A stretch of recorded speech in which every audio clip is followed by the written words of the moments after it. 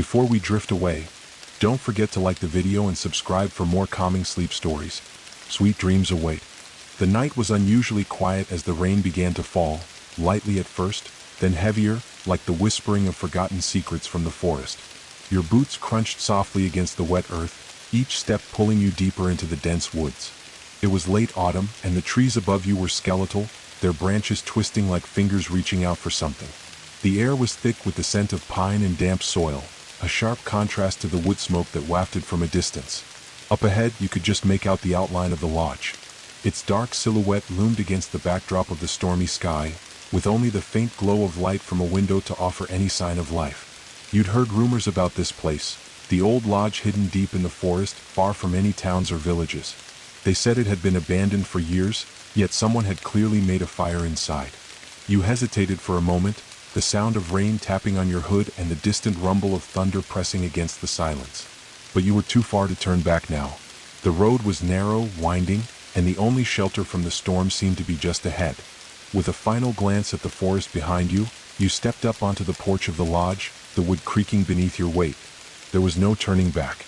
The door to the lodge was old, its paint peeling like decayed skin, revealing the weathered wood beneath. You hesitated again, your hand hovering over the brass handle, cold and tarnished by years of neglect. Another roll of thunder shook the ground beneath you, as if urging you to make a decision. The storm outside had become a relentless roar, the wind howling through the trees, rattling the windows. There was no sign of movement from inside, no shadows passing by, no sounds of laughter or voices. Just the crackling fire that flickered dimly in the window. With a deep breath, you twisted the handle. It groaned open, revealing the darkened interior of the lodge. The air inside was thick with the scent of wood smoke, old leather, and something faintly metallic, like rust. The floor creaked underfoot as you stepped in, your footsteps muffled by the large, worn rug that stretched across the entryway. The lodge was dim, lit only by the fire in the hearth, casting long, twisting shadows across the wooden beams overhead. You could hear the steady ticking of an old grandfather clock somewhere in the back, its sound steady, almost comforting, as if time itself was trying to hold the place together. The furniture looked abandoned, dust settled on the armrests of chairs, and a single glass of water sat forgotten on a table near the fireplace, its surface disturbed by the faintest ripple, as though it had just been placed there. The sound of rain pounding against the roof above you was a constant presence, muffling any noise that might have been in the lodge before you arrived. As you moved further in, your eyes adjusted to the dim light, revealing more details. The walls were adorned with old hunting trophies, mounted antlers and stuffed birds, their glass eyes staring blankly at you as if they were forever watching. The flickering firelight made them seem alive, their shadows stretching and shifting unnaturally. It was then you heard it. A soft sound, barely perceptible over the storm, something scraping against wood.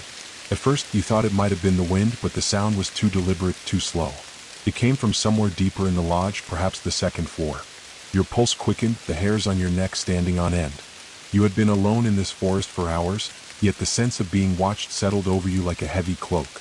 You turned towards the staircase that spiraled up into darkness, the shadows stretching around it like tendrils. The steps creaked with each gust of wind, as if the house itself was alive, groaning under its own weight.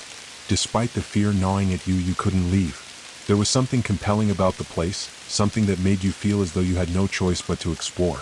Perhaps it was the mystery of the fire, or the strange pull of the unknown, but whatever it was enough to keep your feet rooted to the floor. You took a hesitant step forward, the air growing colder as you neared the stairs. The scraping sound came again, louder this time, followed by a faint shuffle of movement. You froze. The sound wasn't coming from the stairs.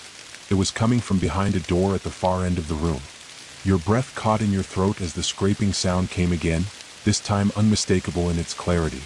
It was slow, deliberate, as if someone, or something, was carefully drawing a knife across the wooden surface.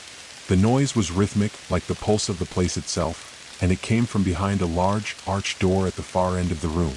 The door was heavy, its wood dark and gnarled, like the twisted roots of an ancient tree. You stood there for a moment, unable to move, your eyes locked on the door. A shiver ran down your spine, and a creeping dread settled in your chest, thick and suffocating. The fire crackled behind you, but it felt distant now, its warmth swallowed by the growing chill in the air. The door seemed to beckon you, drawing you in with an invisible force. The rest of the lodge was still, silent, save for the howling wind outside and the occasional crack of thunder. It felt as though time itself had stopped, suspended in the tension of the moment. You swallowed hard and took a step toward the door, your heart pounding in your chest like a drum.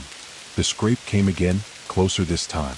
It was louder, more insistent, as if something, or someone, was eager for you to open the door. The knob turned easily in your hand, and the door creaked open, revealing a narrow, dim hallway beyond. The air in the hallway was thick with the scent of mildew and rot, and the floorboards beneath your feet groaned as though they hadn't been walked on in years. The hallway stretched out before you, fading into darkness. A single light flickered at the far end, casting an eerie, intermittent glow on the walls. The door swung open wider as if welcoming you inside. You hesitated, your pulse quickening. There was a whisper in your mind, a warning to turn back.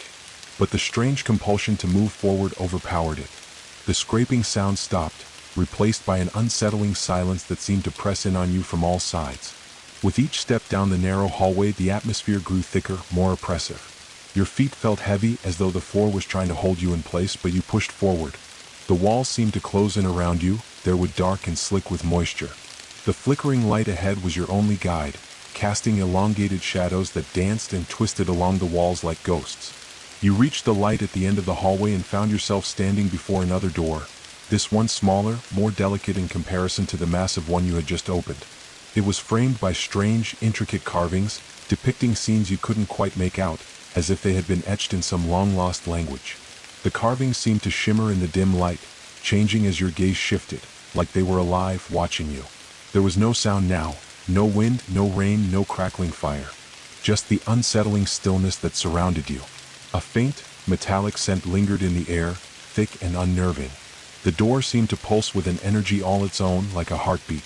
You reached for the doorknob, the cool metal against your fingertips sending a jolt through your body.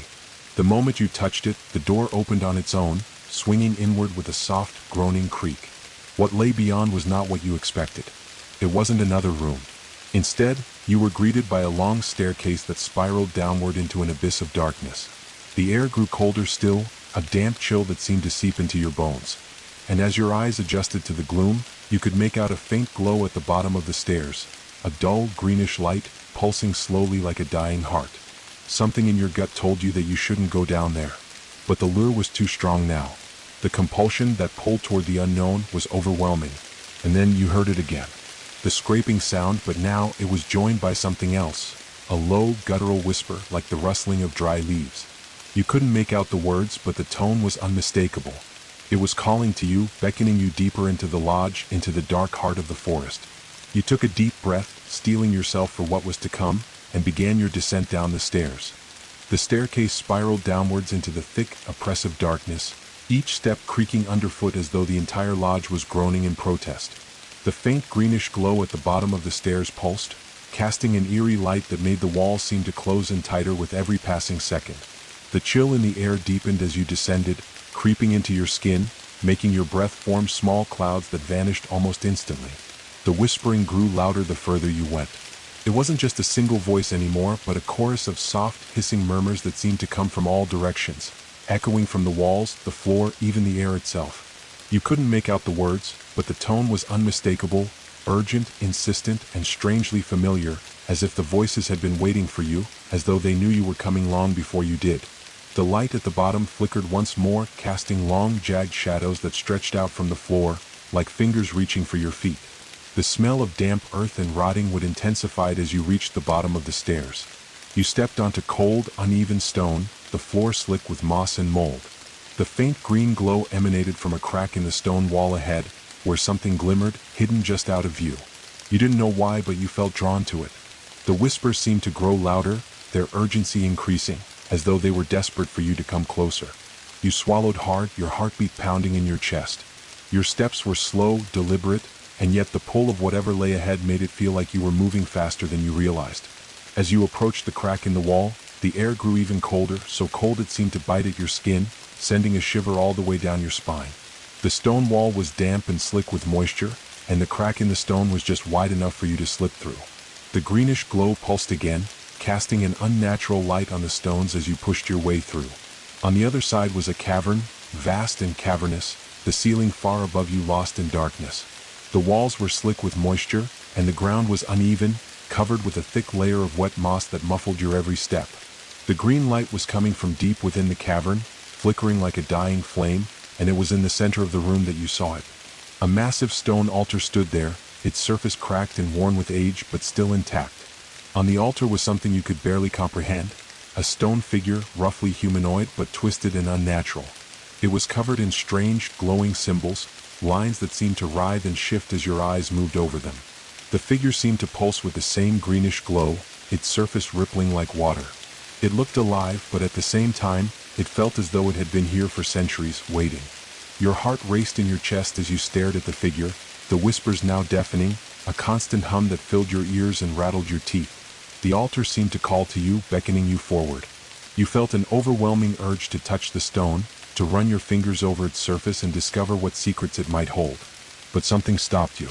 A voice in the back of your mind screamed at you to turn around, to leave this place before it was too late. But the green glow seemed to pull at your very soul, and despite your fear, you couldn't resist. You stepped forward, your hand trembling as it reached out toward the altar.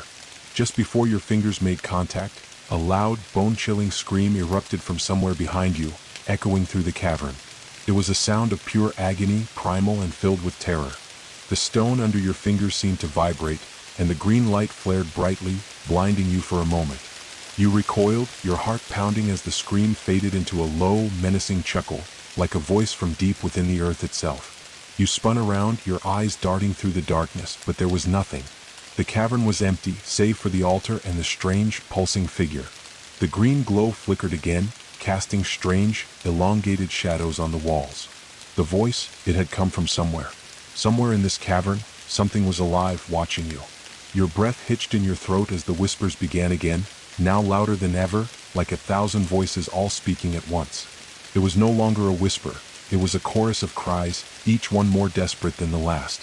Leave, they begged, before it's too late. But there was no escape. The air seemed to shift, closing in around you. The stone beneath your feet trembled as a low rumble filled the cavern. Something was coming.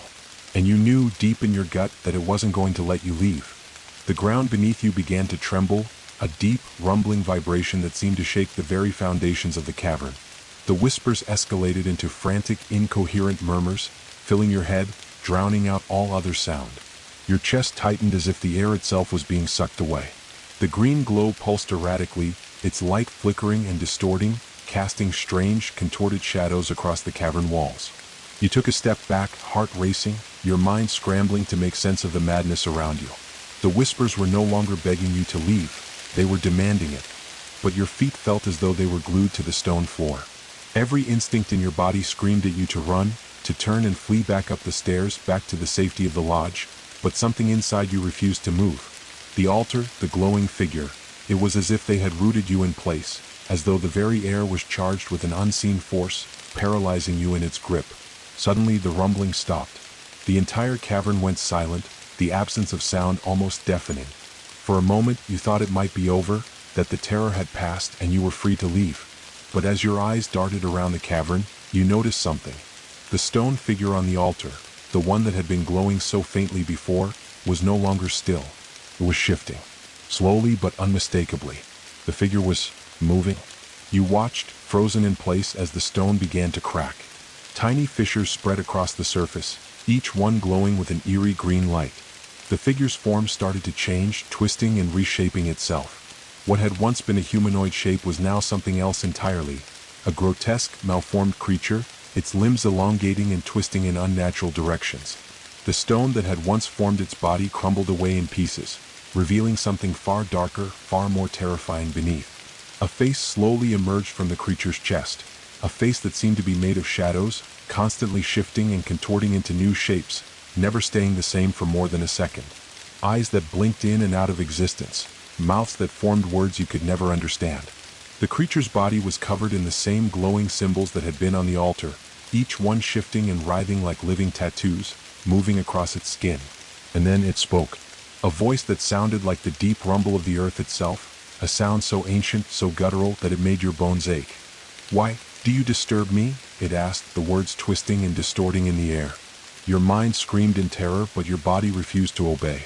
You could barely breathe, as if the air had thickened into a heavy, suffocating mist. The creature's eyes locked onto yours, its gaze piercing and unnatural, as though it could see into the very depths of your soul. The green glow intensified, flickering erratically, casting shadows that danced and moved like twisted silhouettes of the creature itself. Its form seemed to stretch and elongate, towering over you, its limbs curling like vines reaching toward the ceiling. And then the voice spoke again, but this time it was different. The tone was no longer questioning, it was accusing. Your presence was foretold, it whispered. You are the one they have been waiting for. A cold shiver ran down your spine as the words settled in your mind. Who had been waiting for you? Who were they? The whispers from before seemed to answer, rising in volume around you, a chorus of voices from the depths of the cavern, each one crying out in desperate, pleading tones. Leave, before it's too late, the voices cried, their words blending together in a single unified plea. But it was already too late. The creature's hand, no longer human but a mass of shifting, broken limbs, reached toward you. The symbols on its body glowed brighter now, swirling around it like a vortex, pulling at the air around you. You could feel the pull in your chest, the pressure building as if the very fabric of reality itself was starting to tear. Your breath quickened as the creature's fingers, long and twisted, brushed against your skin. The touch was cold, colder than anything you had ever felt before, like the touch of death itself. Your body went numb, your vision starting to blur as the green light filled your senses, overwhelming you with its unnatural glow. The creature's mouth opened, wide and jagged, revealing teeth like jagged stone, grinding against one another. The whispering grew louder, almost deafening, as if the entire cavern was alive with voices. Your blood will awaken the rest, the creature hissed, its words a command. The ritual must be completed. And then, as if in answer to its words, a new sound filled the cavern, a low, distant rumble like the shifting of the earth itself. The very walls seemed to pulse, the stone vibrating beneath your feet. You could feel the ground shaking, the cavern beginning to collapse, but you couldn't move. The creature's grip was tightening around you, dragging you toward the altar. Join us, it crooned, its voice now a dark lullaby. Be part of the awakening. But you knew, deep down, that whatever lay beyond this moment would not let you leave. There was no escaping the force that had drawn you here, no turning back from the horror that had already begun. The creature's grip was unyielding, its fingers digging into your arm like iron, its touch sending waves of cold that rippled through your entire body. You couldn't move, couldn't think. The green light pulsed more violently now, filling the cavern with an almost blinding radiance, and the whispers, they were growing louder, a crescendo of desperate voices, urging you forward, dragging you deeper into the ritual's grip.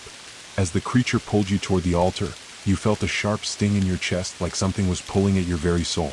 Your vision blurred, and for a moment you thought you might lose consciousness. The world seemed to spin around you, spinning faster and faster until you couldn't tell what was real anymore. The walls of the cavern stretched outward, warping into strange, impossible shapes, like the very fabric of reality was being torn apart. You must complete it, the creature rasped, its voice now a twisted, guttural sound that vibrated through your bones. Its mouth opened wider, revealing rows of sharp, jagged teeth, blackened and stained. You are the key. It wasn't speaking to you anymore, it was speaking through you, its words, its very essence invading your thoughts.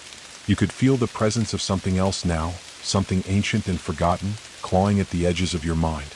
It was a force older than the earth itself, something that had been waiting, buried beneath the stone, for someone to come. Someone like you. The altar loomed in front of you, its stone surface slick with a strange, glistening substance that seemed to shimmer in the green light. At the center of the altar, a dark indentation rested, as if something was meant to be placed there. It was a symbol, a mark that matched the carvings on the stone figure that had twisted into the creature before you. The creature hissed again, louder this time, its long arms reaching forward to drag you toward the altar. Your blood, it whispered. You must give it freely. Only then will the awakening be complete. A sickening chill spread through you as its words echoed in your head. The blood. Your blood. It was no longer just a part of the ritual, it was the ritual. You could feel the weight of it now, the gravity of the sacrifice that was about to unfold. The whispers, now unified into one haunting chorus, grew louder. They weren't begging anymore, they were demanding. The walls of the cavern seemed to lean in closer, pressing in on you, closing off any chance of escape. Your chest tightened, your breath shallow, but the creature's grip held fast. Release it, it commanded. Let it flow. The green light flashed again, brighter than before, and suddenly, you felt a searing pain in your palm. It was as if the creature's touch had burned its mark into your skin, carving something deep into you. A sharp, unearthly cry filled the cavern as you felt a warm trickle of blood begin to seep from your hand, pooling on the stone floor beneath you. The altar seemed to react to your blood. The symbols on its surface began to glow with an intensity that sent a shock of energy through your entire body. The ground trembled beneath you and the stone beneath your feet cracked, spreading out like a spider's web. Something was awakening. Something old and powerful was rising. With a horrible, guttural laugh, the creature finally released you, pushing you forward onto the altar. Your knees buckled beneath you and you barely caught yourself on the slick stone, your palms still bleeding freely. Your blood spilled onto the altar, soaking into the cracks, into the very heart of the ritual. You could feel the earth beneath you tremble and the cavern began to speak. It was a language older than time itself, a tongue that twisted through your thoughts, corrupting them. The green glow intensified, swirling around you, filling your veins with a cold, dark energy. The whispers grew frantic. They were no longer pleading, they were celebrating. The creature stood behind you, its form contorting, its eyes glowing with an unnatural hunger. The green light pulsed, and you felt your body begin to convulse, your muscles locking in place as if the very force of the ritual was controlling you. Your blood was no longer your own, it was part of the ritual now, part of something far more terrifying than you had ever imagined.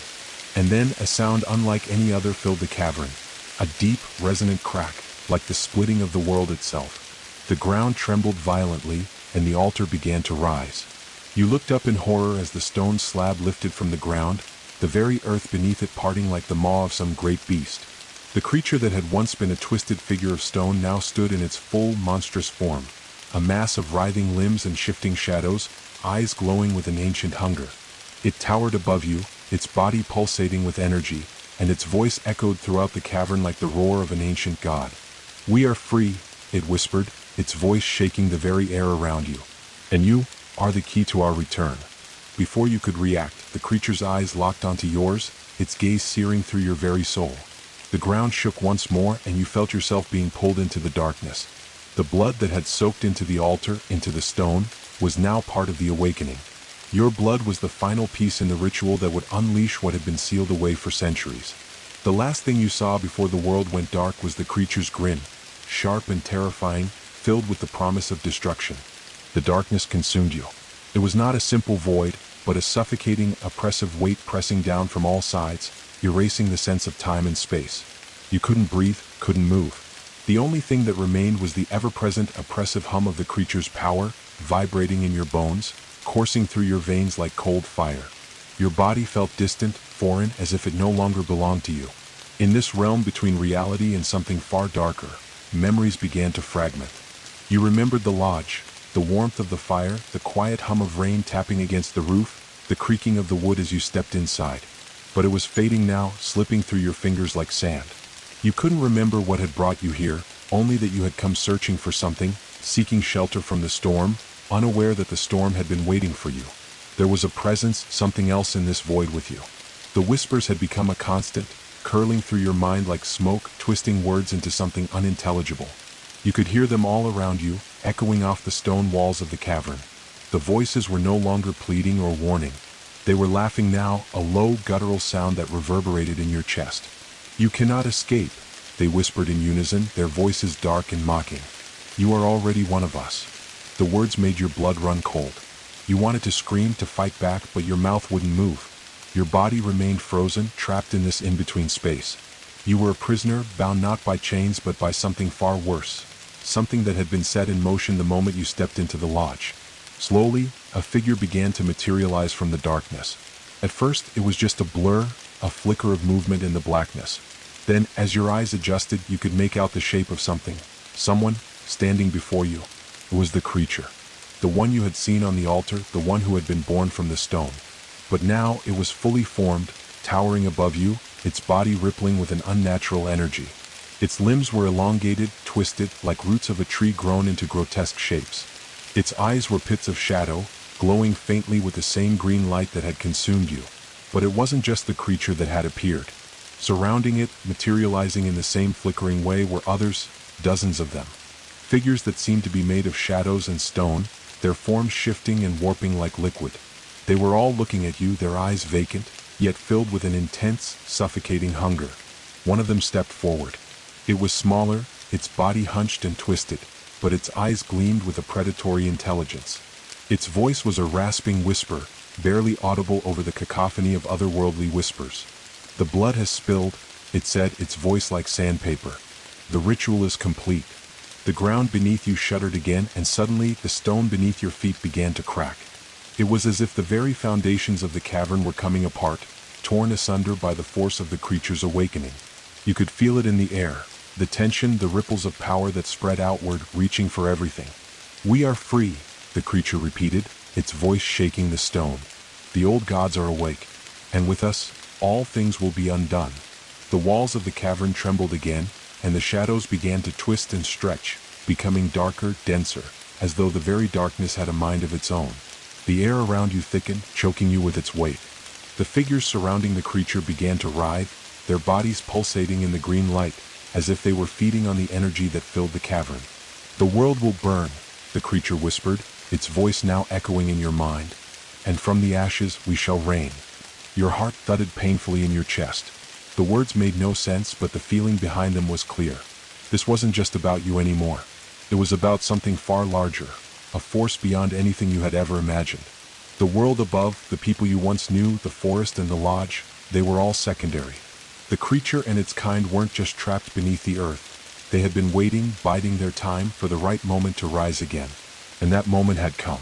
The ground shook harder now, and the cavern walls began to split wide open. Jagged pieces of rock fell from above, tumbling into the depths below. The green light became blinding, flashing erratically, pulsing in time with the creature's growing power. The figures around you seemed to merge into one, into the creature itself, its form shifting between shadows, stone, and smoke.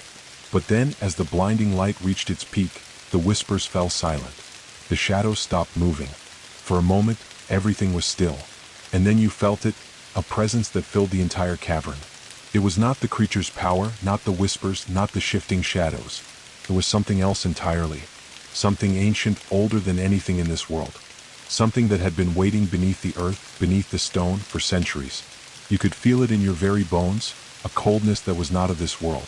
It was coming, and you had been the one to awaken it. The creature's eyes locked onto yours, and in that instant you knew the truth. You were no longer a visitor in this place. You were part of it. The awakening was complete. The cavern trembled again, but this time the shaking was more than just the force of the creature's awakening. It was as if the very core of the world had been disturbed. The green light that filled the cavern flickered erratically, casting harsh, jagged shadows that writhed and curled as if alive. The whispers had stopped entirely, replaced by the sound of something far darker, more sinister, a low, grinding noise that seemed to reverberate from the very stone beneath your feet. The presence, the one older than the creature itself, was now unmistakable. It pressed in on you from all sides, a crushing weight that filled the very air, making it feel thick and suffocating. You couldn't breathe as easily, couldn't think clearly. Every instinct in your body screamed at you to flee, to run, but the weight of it, the unyielding power surrounding you, kept you rooted in place. The creature's eyes, glowing with an unnatural light, never left you. It watched you with an expression that could only be described as satisfied, as if everything was going according to plan. "You are the key," it whispered, its voice vibrating in your chest like a drumbeat. "Without you we would never have been freed. Your blood opened the door." Now, its form twisted and stretched, its limbs extending, elongating to unnatural lengths. The walls seemed to contract around you, but the creature only grew taller, more menacing. "Now you will join us," it crooned. A jagged shard of stone erupted from the ground, shooting upward like a spear, stopping just inches from your face. You recoiled instinctively, your heart pounding in your chest, but there was nowhere to run. The stone was everywhere now, spreading from the altar like a living thing, snaking along the cavern floor and up the walls. The darkness itself seemed to solidify, turning into sharp, obsidian-like shards, creating an impassable web that surrounded you on all sides. The creature's voice was almost affectionate now, as though it were speaking to a child, guiding it into the unknown. "You will be ours just as we are yours. The bond is unbreakable. The world above, it will be ours to reshape. Nothing will stand against us. You will help us rise." But there was something else in its words now, a hunger. Not for power, not for control, but something far darker. The creature didn't just want to rule the world, it wanted to consume it. It wanted to consume everything. With that thought, a flood of memories crashed into you, memories not your own. Images and flashes of things far older than you, far older than time itself, visions of ancient cities lost to the ages, of realms and worlds that had never seen the light of day, of creatures like this one rising from the earth to conquer. You saw a world torn apart by chaos, civilization crumbling beneath the weight of ancient horrors. And then there was a name that burned into your mind, searing itself into your thoughts. The Hallowed One. It was the source of all of this, the thing that had been awakened. The creature before you was only the herald. The real power, the true terror, lay far deeper, hidden beneath layers of time and forgotten history. And now it was awake.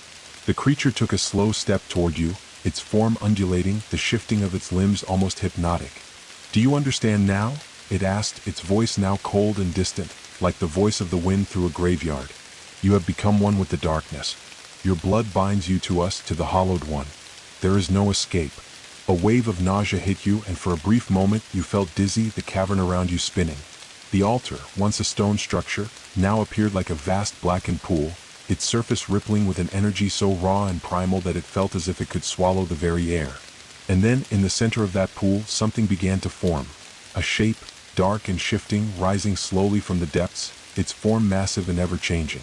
It was a figure, but not a figure you could comprehend. It was like looking at a vast, endless sea, its outline shifting, constantly moving as though it were part of the very fabric of reality. Its presence was beyond monstrous.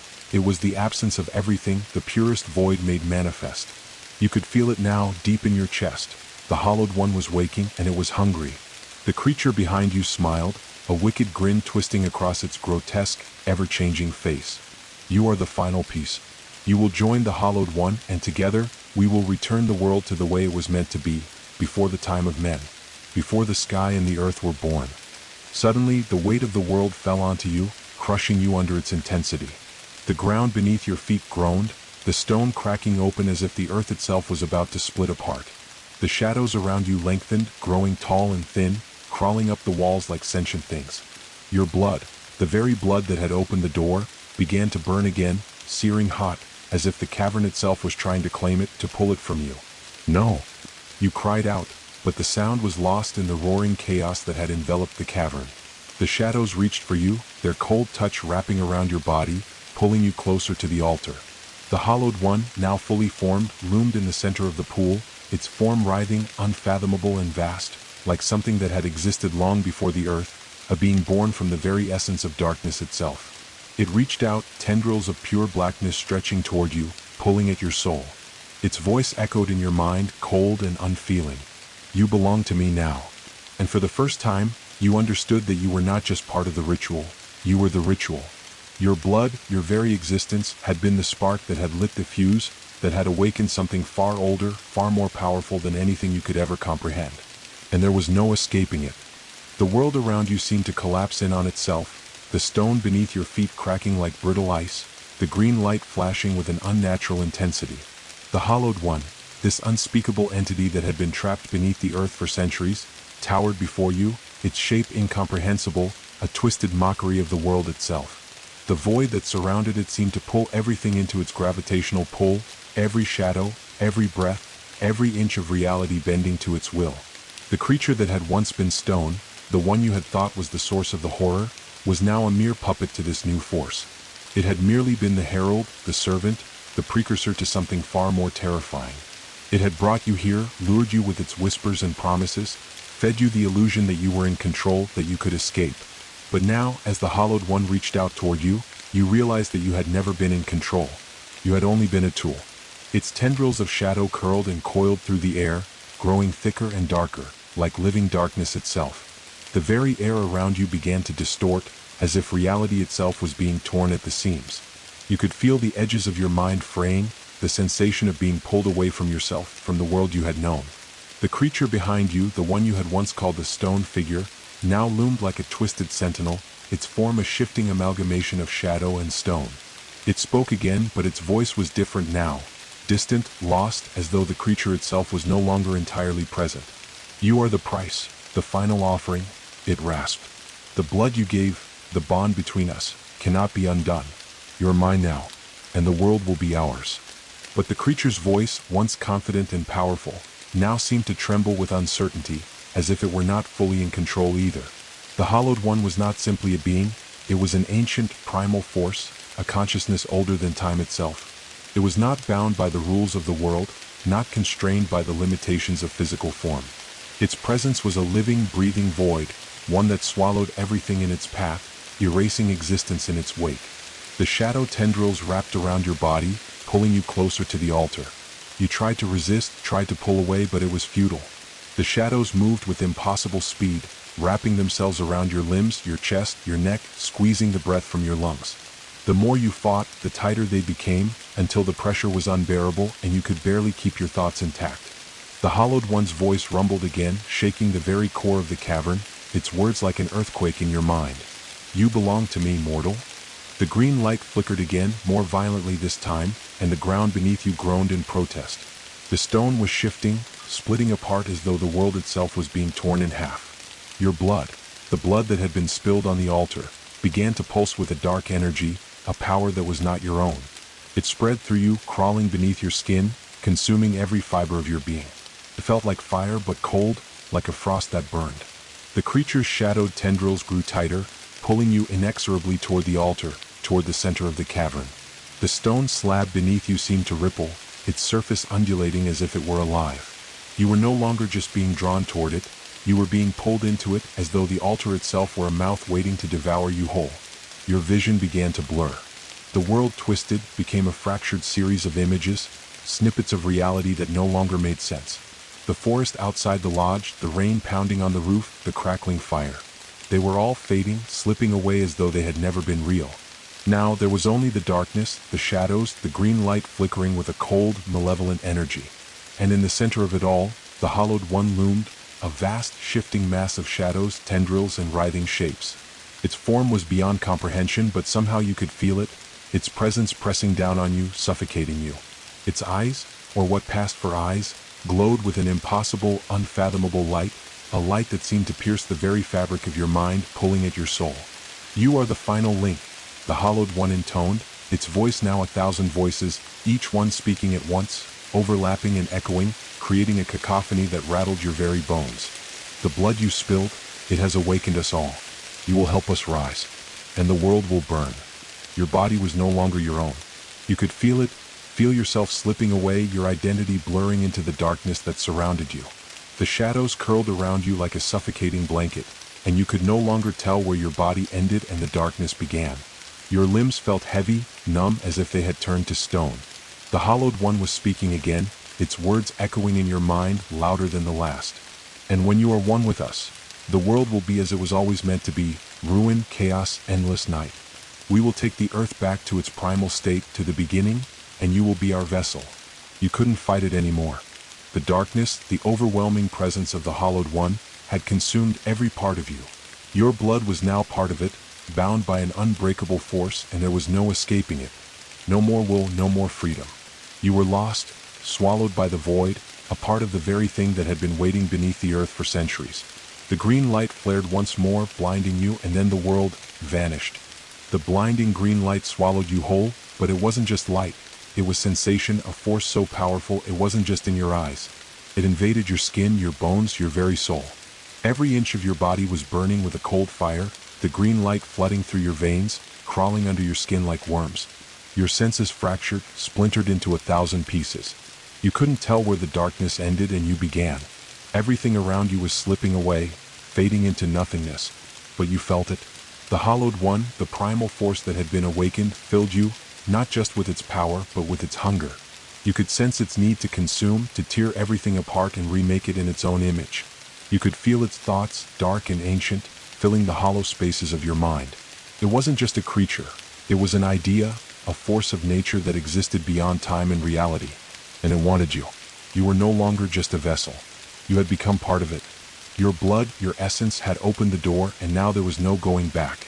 The shadows, the creature that had once been stone, had consumed you, and now you were as much a part of them as the very earth beneath your feet. Your body no longer obeyed your mind, it obeyed the Hollowed One. You are becoming, the voice echoed in your mind, 1,000 whispers, 1,000 forms of speech, all speaking as one. The tone was no longer gentle, it was sharp, commanding, and full of purpose. You are becoming part of the void. You will not remember what came before. You will only know what is to come. A wave of dizziness washed over you as the green light pulsed again, more violently this time. You could feel the ground shift beneath you, the stone of the cavern growing slick and wet, the air thick with the scent of decay, as if the very life of the world was draining away. The tendrils of darkness that had once sought to pull you into the altar now spread outward, their reach extending to every corner of the cavern. You could feel them tugging at the very fabric of reality itself. The air was suffocating, pressing in on you from all sides as though the cavern was closing in, becoming a tomb. You wanted to scream, to fight back, but there was no fight left. The creature's power had consumed you, and the world around you, everything you once knew, was slipping away like sand through your fingers. Your limbs felt heavy as though they were made of stone, and yet, you could still feel the coldness of the shadows wrapping around your body, constricting tighter with every passing second. The Hallowed One's presence loomed larger now, its form vast and infinite, filling the cavern, the very air itself. You could no longer see it as a shape or figure. It was simply there, everywhere, omnipresent, a presence so overwhelming that you could no longer comprehend its true nature. The darkness, the void, it was the Hallowed One. And it was you. The air grew even colder, so cold it burned. You could hear the cracks, the sharp creaks of stones splitting apart as the cavern continued to unravel. The ground beneath your feet was no longer solid. It had become a shifting, unstable surface, like the floor of a dream. It felt like you were falling, but you couldn't tell if you were really moving or if the world around you was collapsing into a pit of darkness. Then, in a terrible, sudden moment of clarity, you felt the change. It was a physical, visceral sensation. Something crawling beneath your skin, shifting your bones, stretching and twisting your flesh. It wasn't painful at first, just strange, disorienting, as though your body was being remade. The blood that still pulsed through your veins had turned cold and dark, its warmth replaced with the bitter chill of the void. Your heart, once beating, was now silent. The rhythm was gone, replaced by a hollow emptiness, a void that matched the Hallowed One's hunger. And then the pain came. It started in your chest, a burning pressure that spread outward, radiating into your limbs, your spine, your skull. Your vision blurred again, and you felt your body shift, bones snapping, reshaping themselves like fragile twigs breaking under pressure. You gasped, but there was no air to breathe. The pressure in your chest intensified, and your bones cracked again, each one a thunderous snap that echoed in your mind. But then, as the pain reached its peak, something shifted. It was like the world around you had changed shape, warped into something darker, more foreign. Your body was no longer yours. You could feel the darkness inside you, flowing through your veins, wrapping itself around your organs, turning them into something alien. You weren't human anymore. You could feel it. The transformation was complete. You had been hollowed out. Every part of you that had been flesh, blood, and bone had been replaced with something darker, something ancient. The void had entered you. You were the Hallowed One now. The transformation wasn't just physical. It was mental, spiritual, emotional. You could no longer remember what it felt like to be alive, to be human. The memories of warmth, of light, of the rain on the roof of the lodge, of the fire crackling, those were all gone, erased like footprints in the sand. You had been swallowed by the void, and now there was only darkness. And yet there was something else inside you. Something more. The creature, the one that had been your guide, your tormentor, your betrayer, was now a part of you too. You could feel it in your thoughts like an extension of your own mind. Its hunger was yours now, its will your own. You were one with the darkness, one with the Hallowed One. The creature's form, its voice came back to you, no longer separate, but merged, one with your own. His thoughts were yours now. The time has come, it whispered in your mind, its voice smooth, commanding, triumphant. We are one now. We are the darkness. The world will end, and from its ashes we will rise. The cavern began to dissolve around you, the stone crumbling into dust, the green light flashing with a deadly intensity. The void was closing in, and you felt yourself falling deeper into the very essence of the Hallowed One. The world above, the world you had once known, was slipping away, replaced by something darker, something eternal. And there was nothing you could do to stop it. The world shattered in an instant. The ground beneath you gave way, crumbling into the abyss as if it had never existed, leaving only the suffocating void in its wake. The green light that had once seemed like a beacon now felt like the fading pulse of a dying star, flickering in and out of existence as if struggling to hold on to reality. But you didn't care anymore. Reality no longer existed to you. The transformation had been swift, painful, and absolute. Every thought, every sensation was now tainted with the Hallowed One's presence. Your mind was a vast, infinite abyss, thoughts and memories slipping away like smoke, replaced by a singular, overwhelming hunger, an insatiable, unquenchable thirst for destruction.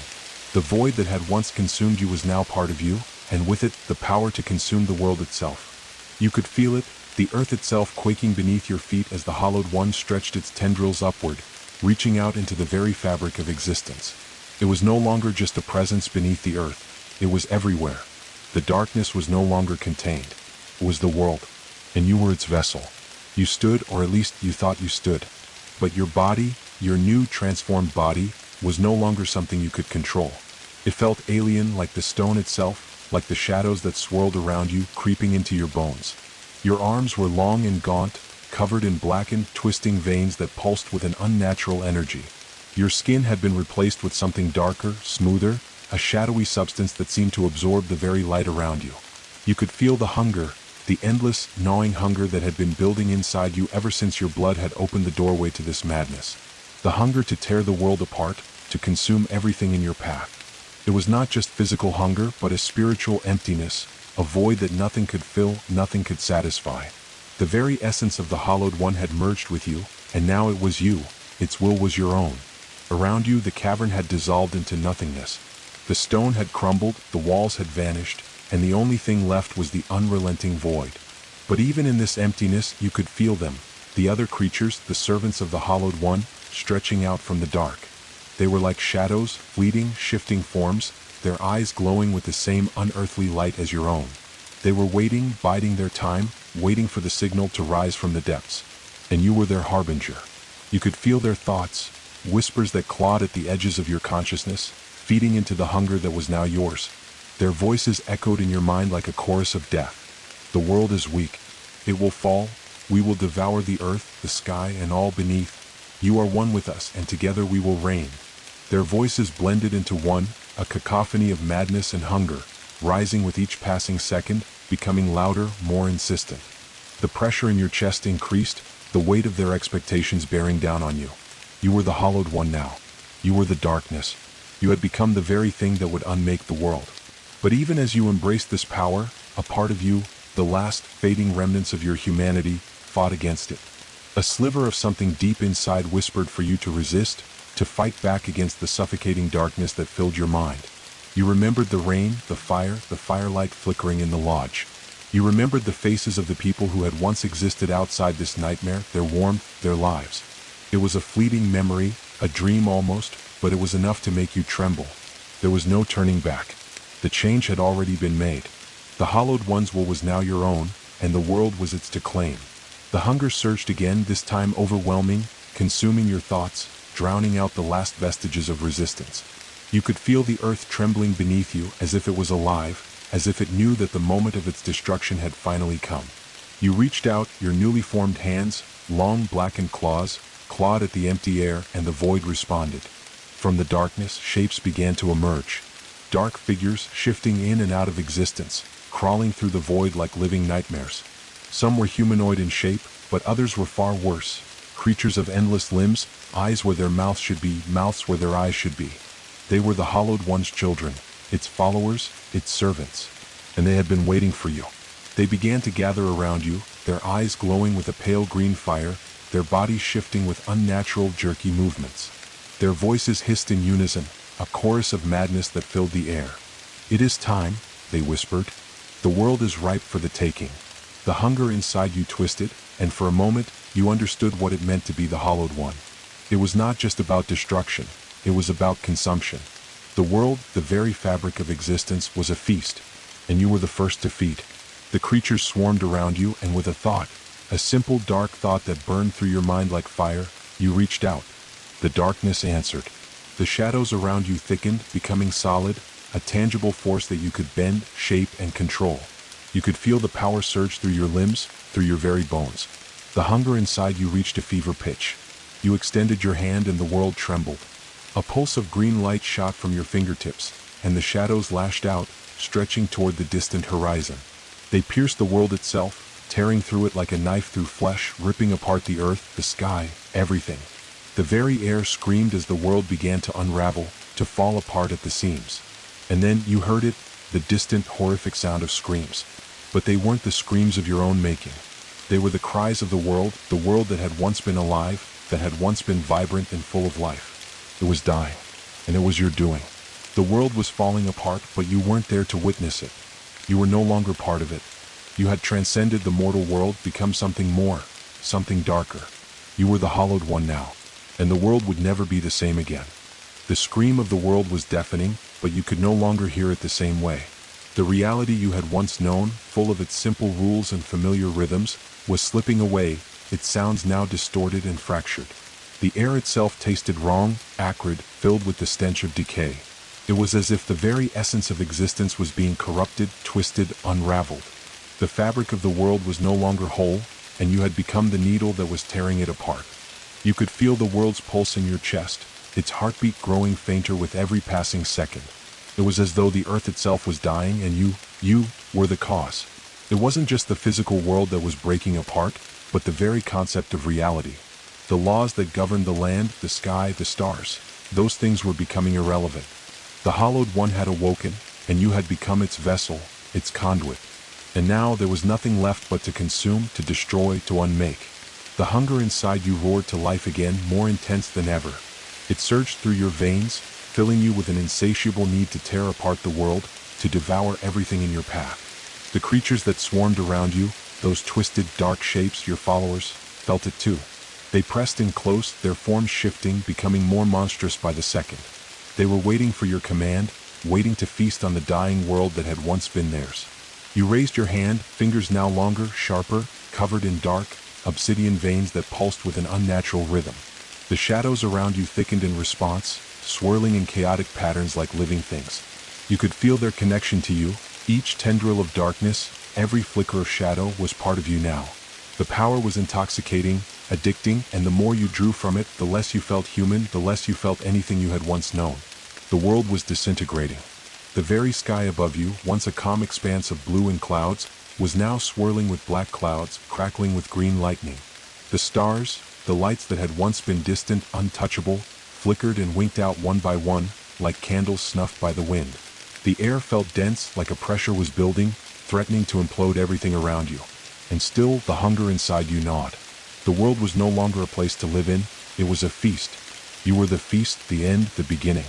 You had become the thing that was both devourer and consumed. You could feel the earth below you tremble as if it were giving up its last breath. The hunger swelled, pushing against your very will, as if the forces of the universe itself were begging you to feast upon them.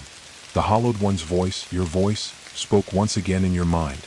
It was louder now, more commanding, more powerful, like the roar of 1,000 storms. It is time. The shadows at your feet rose up, like dark waves crashing against the shores of the world. The creatures around you began to move as one, a writhing mass of hunger, their forms shifting and changing with every breath. They were your children, your army, and together you would be the end of everything. You reached out with your new monstrous hand and the shadows responded. They coiled around your limbs, tightening, becoming denser and heavier, until you felt as though you were encased in a suit of dark armor. The world had bent to your will, your desire to consume it was its undoing. You turned your gaze to the horizon, where the ruins of what had once been a peaceful landscape now lay in ruins. The forests, lush and green, alive with the sounds of creatures and the rustle of leaves, were now twisted, blackened, and dying. Trees that had once reached toward the sun were now charred husks, their limbs gnarled and cracked. The animals that had once roamed the earth were now twisted, monstrous things, their bodies misshapen and corrupted by the same darkness that now flowed through you. Everything is yours to consume, the hallowed one's voice purred again, its tone low, insidious, urging you forward. You stepped forward, your foot sinking into the crumbling earth beneath you. The ground seemed to moan in protest, its very life force being drained away. With each step, the world around you faded more, pushed aside by the crushing weight of your presence. The air grew thicker, heavier, as though the very breath of the earth was being smothered. The creatures at your side began to feed, clawing their way into the earth, into the sky, into everything they could reach. The hunger had become a frenzy. There was no room for hesitation, no room for thought, only the endless drive to consume, to erase the world completely. You could see it in their eyes, the same hunger that burned inside you, the same emptiness that gnawed at your insides, urging you on. And then, as you reached the center of the world's destruction, you felt it, the final push, the final moment where the world would fracture beyond repair. The skies above you cracked open with a violent roar, green lightning arcing down, tearing through the heavens like a dagger. The ground beneath you split open, the earth itself rending in two, as if the very foundation of existence could no longer bear the weight of your hunger. It was time. You raised your arms high, and with a single thought, a simple, dark desire, the world shuddered. The very core of the earth trembled, as if everything in existence was holding its breath. And then you let go. The hunger inside you surged, ripping through the atmosphere, reaching into the very bowels of the earth, the sky, the stars, everything. The void inside you expanded, and with it, the world began to unravel completely. You could feel the world scream beneath your hands, could hear it, its voice a cacophony of agony and loss, as if the universe itself was being torn apart by your will. Time, space, reality itself began to collapse inward, drawn into the massive gravitational pull of your hunger. The stars went out. The rivers and oceans boiled away. The mountains crumbled to dust. And then, for a brief moment, there was silence. The world was gone. The earth, the sky, the heavens, everything had been consumed.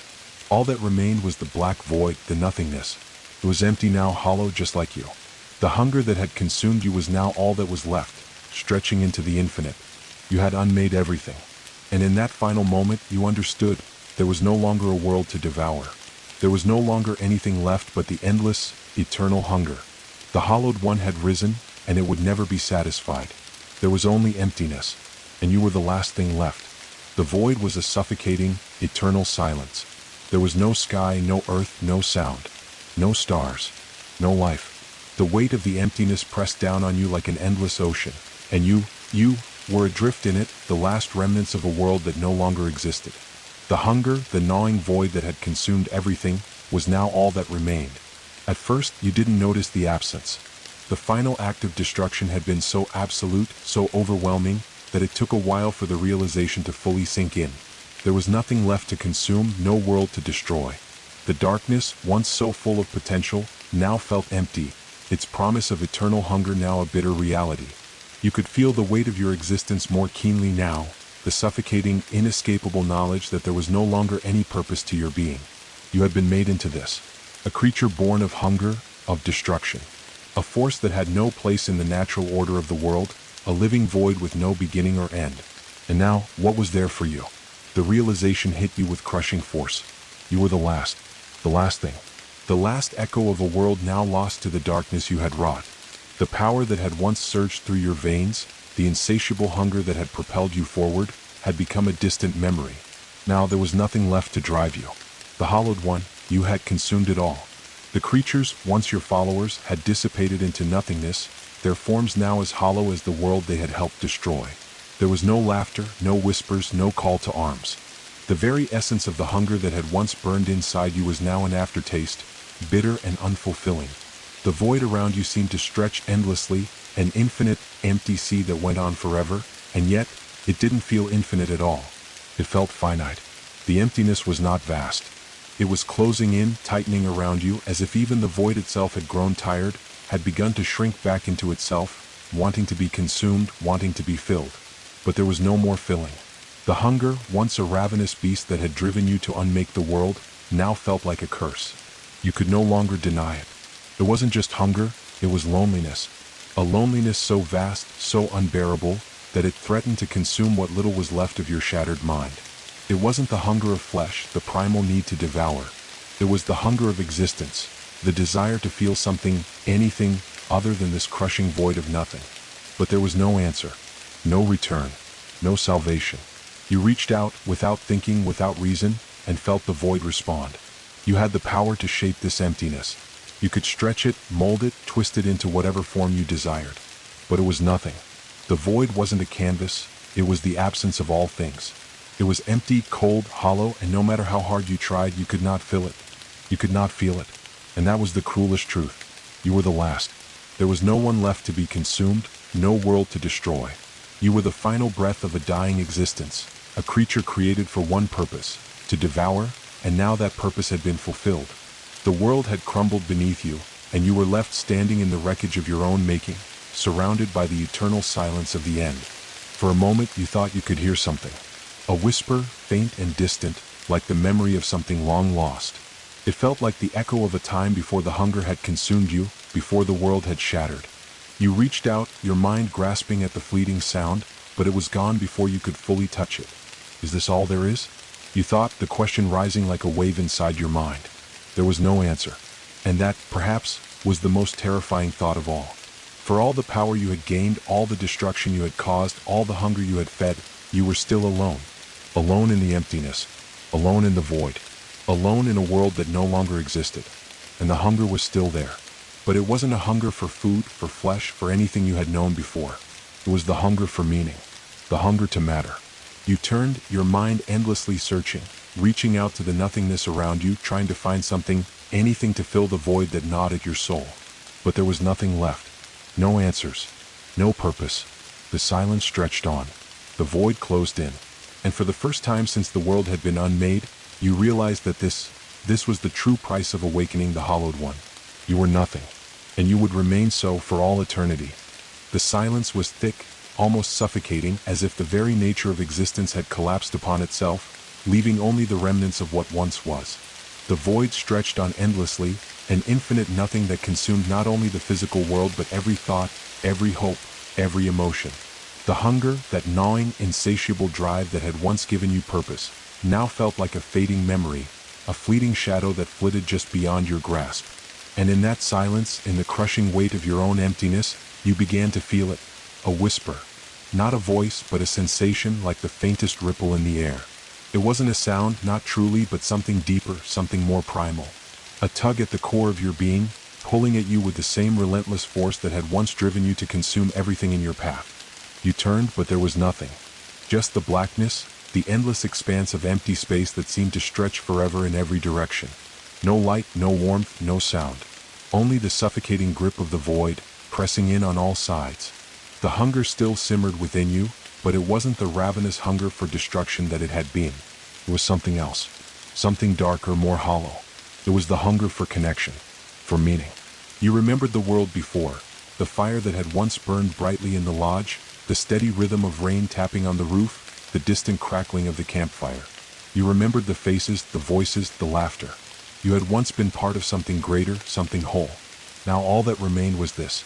An empty, eternal nothingness that echoed with the emptiness of your own soul. The whisper came again, faint, like the distant murmur of something just out of reach. It wasn't a voice that could be heard with your ears. It was a thought, a feeling, a memory of something else.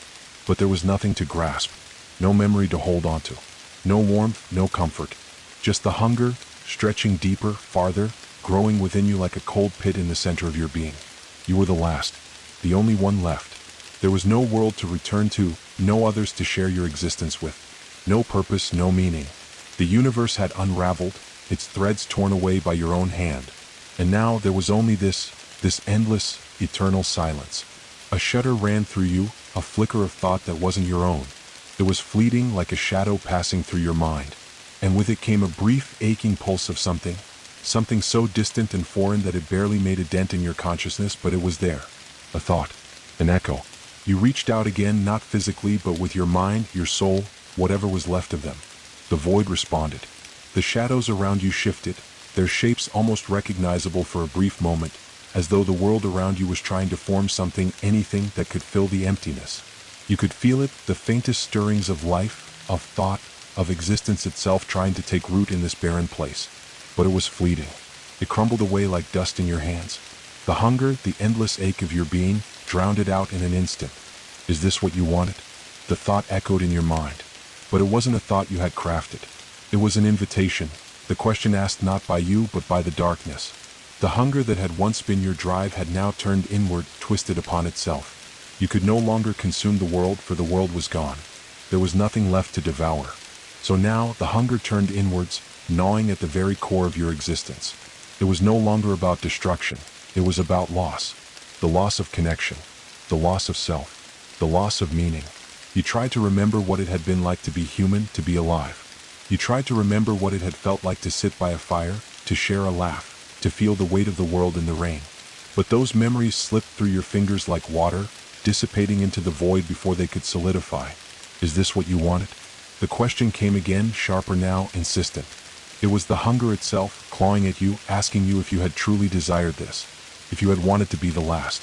You were the last. The only thing left. And in that awful realization, the emptiness grew deeper. You were beyond all things now, beyond time, beyond space, beyond thought. There was no world to conquer. There was no one to hear your cries, no one to feel your pain. The darkness closed in around you, and for the first time since the world had fallen away, you felt something new, a sense of desperation, a desperate longing for something, anything. The hunger inside you twisted again, becoming more complex, more insidious. It wasn't just hunger for destruction anymore. It was the hunger for identity, for purpose, for meaning. But there was nothing. There was only the endless stretch of nothingness, the blackened void that consumed everything, including yourself. The remnants of your humanity, the last trace of what you once were fading. All that was left was this hollow, empty shell. You could feel yourself dissolving into the nothingness, becoming one with the dark, becoming it. There was no escape. There was no end to the hunger. And just as you began to lose yourself completely, a sharp pulse of thought broke through, like a crack in the abyss. A fleeting thought, an idea. What if the hunger never ends? What if this was it? The eternity you had created, a cycle of endless consumption, of hunger without end, a hunger that would never be satisfied? The darkness seemed to shudder in response, like a living thing, acknowledging the thought. But it didn't answer. It couldn't. There was nothing to answer with. The very idea of fulfillment had long been obliterated, torn asunder by the force you had unleashed. But then, as the void pressed in closer, something shifted. A faint, almost imperceptible change. The hunger, still consuming, still gnawing, began to twist, to bend. It wasn't gone, it couldn't be, but it was different. And you realized in the deepest corners of your shattered mind that the hunger would never stop, because the hunger was you. The last thing left in this hollow, empty place was the emptiness itself. And the question was no longer whether you had destroyed everything, but whether you could live with it. And for the first time you understood. The void was not just the world's end. It was your eternal beginning. The emptiness was suffocating. It wrapped around you like a blanket of cold smoke, enveloping every thought, every memory, every shred of the world that had once been. You were trapped within it, an eternal echo of what had been, a fragment of the self that had once known love, warmth, purpose. But that self had long since faded, consumed by the vast, insatiable void that now filled you entirely.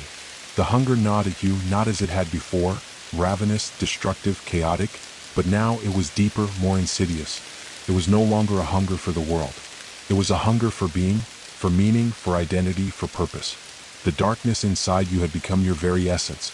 It was no longer something external to you, something you could bend and control. It had become the very air you breathed, the blood that flowed through your veins. The hunger was you and you were it. You could no longer tell where you ended and the void began. The separation between you and the hunger had long since dissolved. What had once been your mind, your soul, your will, was now a part of the infinite nothingness that stretched before you. You had been consumed, and in your consumption, you had become one with the eternal emptiness that surrounded you. And yet, despite this unity, the hunger remained. It didn't feel like satisfaction. It didn't feel like completion. It felt like an endless need, a thirst that could never be quenched, no matter how much of the world you devoured, no matter how much you tore apart. There was nothing left to feed upon. There were no more worlds, no more lives, no more beings to consume. Only this endless, infinite, oppressive hunger. For the first time since the world had shattered, you found yourself thinking, truly thinking. The hunger that had once driven you to unmake the world, to erase everything in your path, had changed. It had become a reflection of something far darker, far older, far more ancient. It was the hunger of existence itself. And there, in the blackness of the void, you felt it. A tremor, faint at first, barely perceptible, like the flutter of a distant heartbeat. But it was there nonetheless. It was the faintest whisper of something, a presence, something that didn't belong, something other. You strained, your thoughts reaching into the abyss, trying to grasp it, trying to understand. It wasn't like the whispers of the hollowed one, not like the voices of the creatures that had once been your followers. This was different. This was something familiar. And as the presence grew closer, something else shifted within you. A sliver of memory, a feeling that you hadn't experienced in what felt like an eternity. It was a feeling of loss, of longing. You recognized it, but only just. It was as if you had once known it so intimately, so deeply, and now it was a fading echo just beyond your reach. It was a yearning. You remembered a time before the hunger had consumed you, before you had become the hollowed one, before the world had been unmade.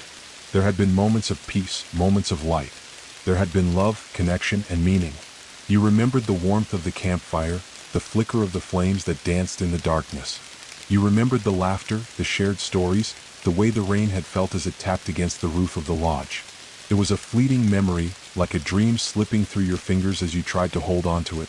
But it was enough to make your heart, what was left of it, ache. The hunger surged, a tide of cold, empty desire, filling the spaces where warmth had once existed. But this time the hunger was different. It was not the hunger of destruction. It was the hunger of regret.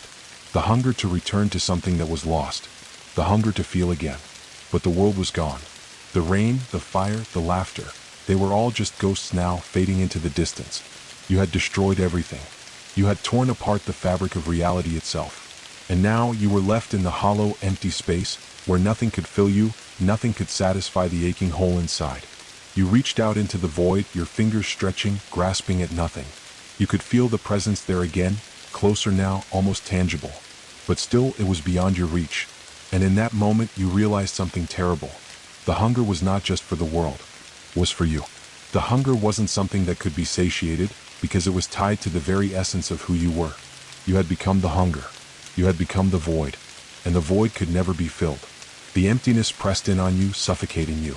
You tried to think of the fire, of the laughter, of the rain, of the faces you had once known, but the images slipped away like water through your hands. The memory was fading. The longing, the yearning was fading. But the hunger remained. The hunger had always been there, and it would never let you forget. It was the last part of you that still existed. It was the only part of you that still existed. The hunger was the only thing that would outlast everything, the only thing that would persist long after the world had crumbled away. You had become the hunger, and the hunger would never die. You were trapped in an endless cycle, a prison of your own making. And it wasn't just that the world was gone. It was that you had become the thing that devoured it, and there was no escaping that truth. The hunger would never end. It could never end, and neither would you. You were the void, and the void would never be filled. There was no escape. The hunger stretched its claws deep into your very essence, pulling at the fabric of what remained of your identity. It wasn't the hunger for sustenance, for the tearing apart of the world. No, it was something far more insidious, more intimate. The hunger you felt now was for the very core of who you were, a relentless, gnawing need to devour your own existence, to unravel the last traces of the self you had once known. You were no longer a person. You were a void, an emptiness that could never be filled, an echo of a past life you could barely remember. The world was gone. The lodge, the forest, the rain, they were just flickers of memory now, fading shadows in the corners of your mind. You tried to grasp them, to pull them back into focus, but they slipped through your fingers like sand. There was nothing left to hold on to. The hunger wasn't just a part of you. It was you. The self you had once been, the person who had known warmth, love, and fear, was a distant, forgotten thing. What remained was this, the insatiable need that had swallowed everything, the darkness that had consumed not just the world but your very soul. There was no you left. There was only the void, stretching endlessly, consuming every fleeting thought, every last memory of who you had been. But then, amidst the endless silence, you felt something, a flicker of sensation, a tug at the edge of your consciousness. It was a feeling that wasn't hunger. It was the faintest, most fragile echo of being. For the briefest moment, you felt alive, not as you had once been, not as a human, but as something different, a ripple in the black sea of nothingness. It was fleeting, like the briefest flash of light in the deepest darkness, but it was there. It was a recognition, a strange awareness that perhaps the hunger had a purpose. Perhaps the emptiness you felt wasn't a curse, but an endless, cyclical rebirth. You thought back to the world you had destroyed, the fire, the rain, the sounds of nature, the crackling of the campfire, the laughter of voices long gone. You had torn it all apart. You had erased everything that was beautiful, everything that had given meaning to life. But now, in this hollow void, a disturbing thought surfaced. What if you hadn't destroyed it? What if you had transformed it? What if the hunger wasn't an end? What if it was a beginning? The idea unsettled you. It pushed against the very core of your being. The hunger had never been about destruction, had it? It had always been about change, about reshaping the world. The realization gnawed at you like a splinter lodged too deep to pull free. You had destroyed the world in your quest to consume it. But perhaps, somewhere deep inside, you had always known that there was a deeper, darker purpose behind it all. You had been the catalyst, the force of change, the awakening.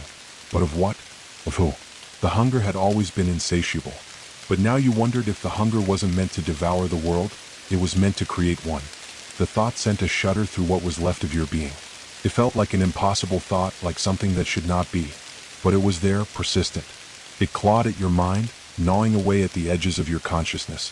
What if you had been the one who was meant to remake the world? To give it new shape? To take the darkness inside you and weave it into something else? Something alive? What if the hunger wasn't meant to consume all things, but to give birth to something greater than yourself? Something that could fill the void? You could feel the hunger shift. It wasn't the same. It wasn't the gnawing, endless need to destroy. No, now it was a beckoning. Call to you. The very void you had created was beginning to change, to twist. The hunger had become something else, something more refined. Something that desired creation rather than destruction. And with this change, something else began to stir within you. It wasn't a memory, not exactly, but it was close. It was a spark of awareness, a flicker of something that used to exist within you. A deep, primal recognition.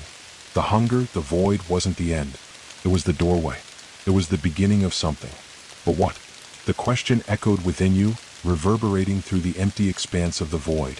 What could you create from this place? From this hollow abyss, from this infinite nothingness? What could you, the last of all things, create now that the world was gone? The presence that had lingered at the edge of your mind, the one that had felt so distant, so other, grew clearer, more tangible. It wasn't just a sensation anymore. It was a voice. A whisper that slid into your thoughts, soft as silk and as cold as the grave. What will you create? The voice asked, its tone both familiar and strange. It wasn't the hollowed one. It wasn't the voice of the void. No, this was something different. Something ancient yet new. And there, in the deepest, most forgotten corners of your mind, the terrifying realization bloomed. You had been remade, reborn as the hunger itself, but you could still think. You could still choose. You still had the will to create. It was then that you understood. You had not just consumed the world. You had not just torn it apart. You had woven the threads of the void into something new. You were no longer just the last thing left in existence. You were the creator now. You could feel the dark power surging within you. The hunger was no longer a prison. It was a tool, a force to be wielded. You could reshape the void, twist it into something more. You could start again. And that's when you made the choice. You let the hunger rise, let it spread from the deepest parts of your being. You let it flood through the endless blackness of the void, carving through the emptiness like a blade. You could feel the space around you shudder, feel it bend, feel it reshape. With each wave of hunger, something began to form. Something ancient, something powerful. The very fabric of existence began to tremble. The void was no longer still. It began to crack open, to split, as if the world itself was being reborn. And from the churning, twisting void, you began to create. Shapes formed, first dark, amorphous blobs, then solidifying, growing more distinct, more defined. Shadows wove themselves into figures, into structures. They were not the world you had destroyed, but something new. Something born from the hunger itself. You were remaking the world. And this time it would be yours to command. The hunger had consumed everything, but now it was the beginning. And from the ashes of the void, you would craft something more. Something that would rise from the endless silence. The cycle had not ended. It had only just begun. The world, once obliterated, began to stir. You could feel it in the very fabric of the void. The hunger that had consumed everything, that had driven you to unmake reality, was no longer a destructive force. It had become a wellspring of creation, a forge that burned hotter than anything you had ever known. The darkness, the void that surrounded you, was no longer an empty space. It was a canvas, a foundation, an opportunity. For the first time since your awakening, you felt alive again. Not in the way you once had, not as a human, but as something more. You were a being of immense power, a force that could shape the very essence of existence itself. The hunger was no longer an insatiable void. It was a fire, an energy that could be harnessed, directed. It was the spark of all things, the beginning of something that had never existed before. The darkness around you twisted and pulsed, responding to your will. You reached out, no longer with your hands, but with the raw power that surged from the deepest parts of your soul. You could feel the energy of the void moving through you, through every fiber of your being, as though you were a conduit between nothingness and creation. You could shape it, mold it, bend it to your will. The first shape emerged from the formless dark. A shadow, indistinct at first, but then it began to solidify, to take form. It was a ripple in the void, a dark, fluid mass that stretched and morphed. You focused, concentrated, pulling from the hunger, from the very core of the emptiness, and as you did, the shadow began to shift. It grew more defined, its outline became clearer, more structured.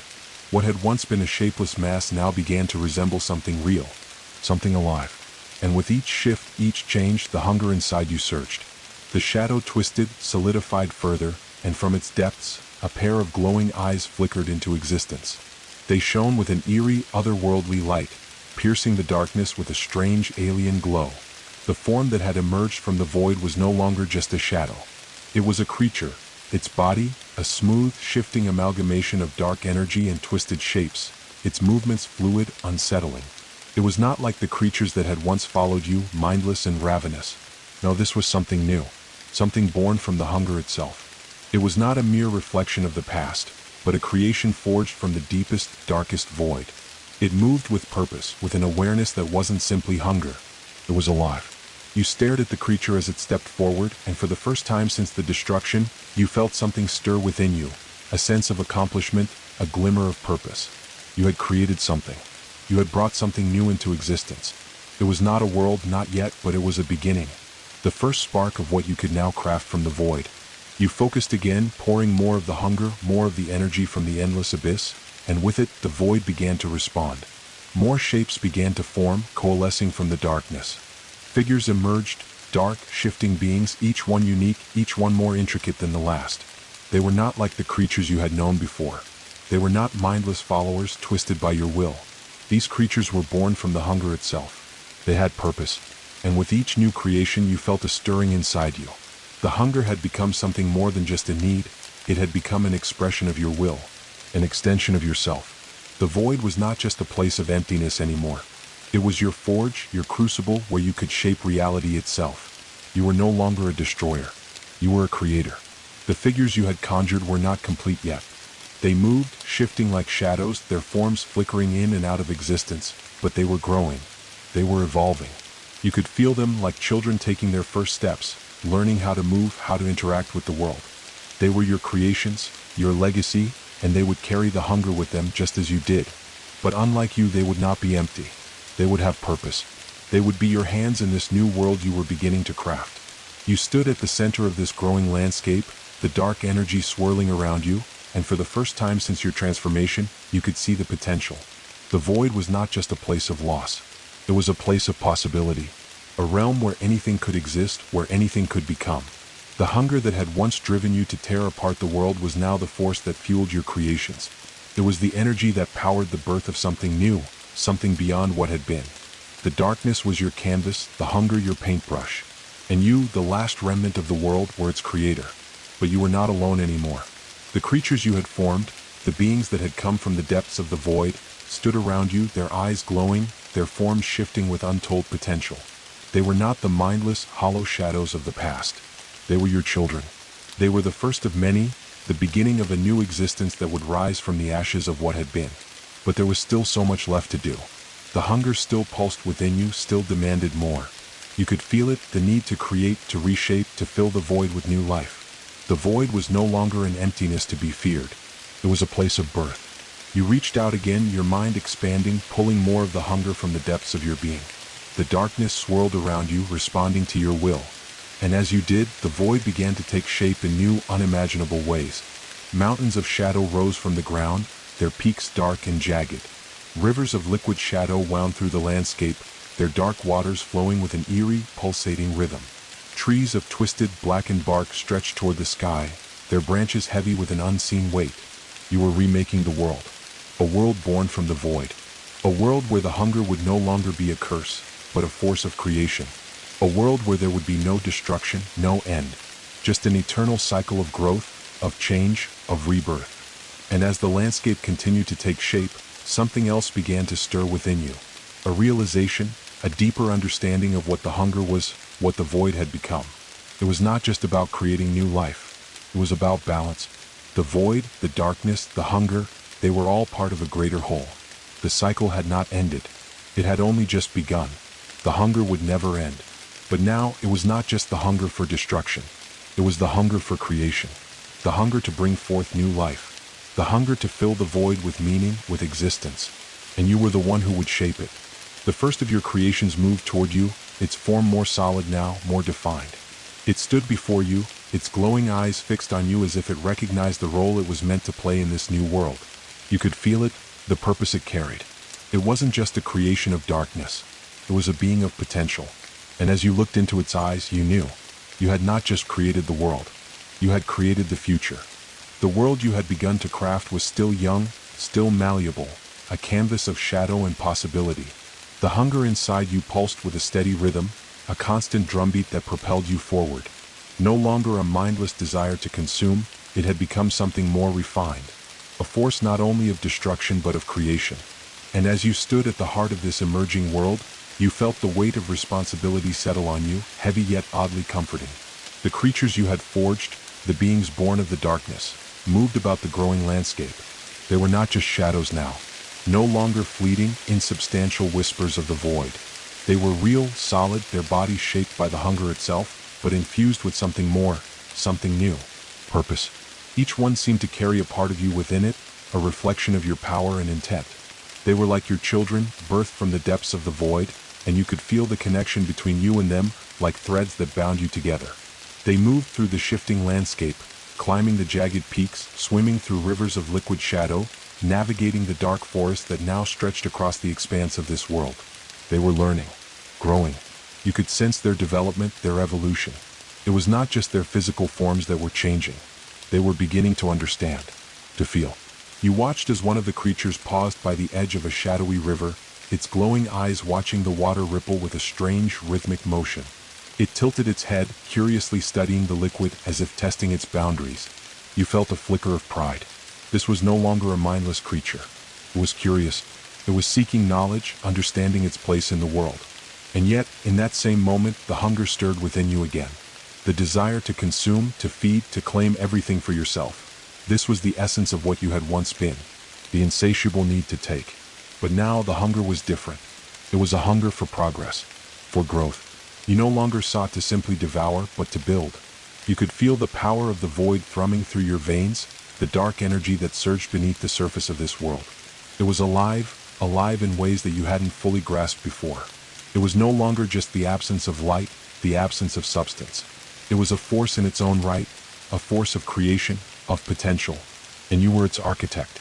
The hunger and the void had become tools you wielded to shape the very fabric of this new world. The hunger was no longer a destructive force, but a means of transformation. And as you looked out across the growing expanse of this realm, you realized that you were not simply shaping the land. You were shaping existence itself. You stepped forward, the ground beneath your feet shifting as you moved. The very earth trembled slightly as if responding to your will. With each step, the world seemed to grow. Mountains rose higher, rivers flowed more quickly, the dark sky above you deepened, swirling with energy. It was a living, breathing world, one that responded to your thoughts, your desires. And the creatures, they began to follow. They watched you, learning, mimicking your movements, as though they were drawn to you not just by instinct but by something deeper, something embedded in their very creation. You realized that they were not just reflections of your power, they were your co-creators. They were part of this world as much as you were. And together, you would shape it into something beyond anything that had ever existed before. The hunger pulsed again, but now it was different. Instead of gnawing at you, it became a symphony, a harmonious rhythm that connected you to everything around you. The hunger was no longer a burden. It was a song, a melody that drove you forward, filling the emptiness with creation. You could feel it in the shifting shadows, in the trees that twisted upward like living towers, in the rivers that gleamed with dark, pulsing energy. The hunger had become the music of life, the force that powered everything. And yet, as you stood at the heart of this creation, something stirred deep within you, something unsettling. You had been the one to destroy. You had been the one to unmake the world. But now you were rebuilding it. And as you watched the creatures grow, as you felt the world taking shape, a question began to rise in your mind, like an insistent whisper in the back of your thoughts. What now? You had created life. You had crafted an entire world from the void. But what was the purpose of it all? What was the meaning behind this creation? Was it just another cycle? Another world to be consumed? Another world to be destroyed in the end? For the first time, you were confronted with the question of why you were creating. Was it to fill the emptiness? Was it to regain the warmth, the purpose you had lost? Or was it something deeper, something more intrinsic to your nature? The hunger pulsed once more, but this time it felt like a question. It felt like it was asking you, do you understand what you've created? You could feel the weight of the question settle on your mind, pressing on your consciousness. You were no longer the hollowed one. You were something new. something different. You were the creator of this world, the architect of this existence. But now, as the world you had built continued to grow, you realized that you had no answers. What now? The creatures around you continued their movements, oblivious to the weight of the question that hung in the air. But you could not ignore it. You stood at the crossroads of creation, the hunger still pulsing within you, and the void now alive with possibility. The world had been reborn, but the question of what would come next still lingered. Would you be content to simply watch your creations grow? To guide them as they learned, as they developed into something more? Or would you continue to shape, to mold, to push the boundaries of this new world? And if you did, what would become of it? What would become of you? The hunger, still gentle, still present, seemed to beckon you forward. It was not the insatiable hunger of old. It was not the desire to consume. It was the hunger for meaning, the hunger for purpose. And as you stood there, amidst the creations you had forged, you realized the truth. The hunger was not a curse. It was the key to your own existence, the key to shaping this world, this reality, into something more than it had ever been.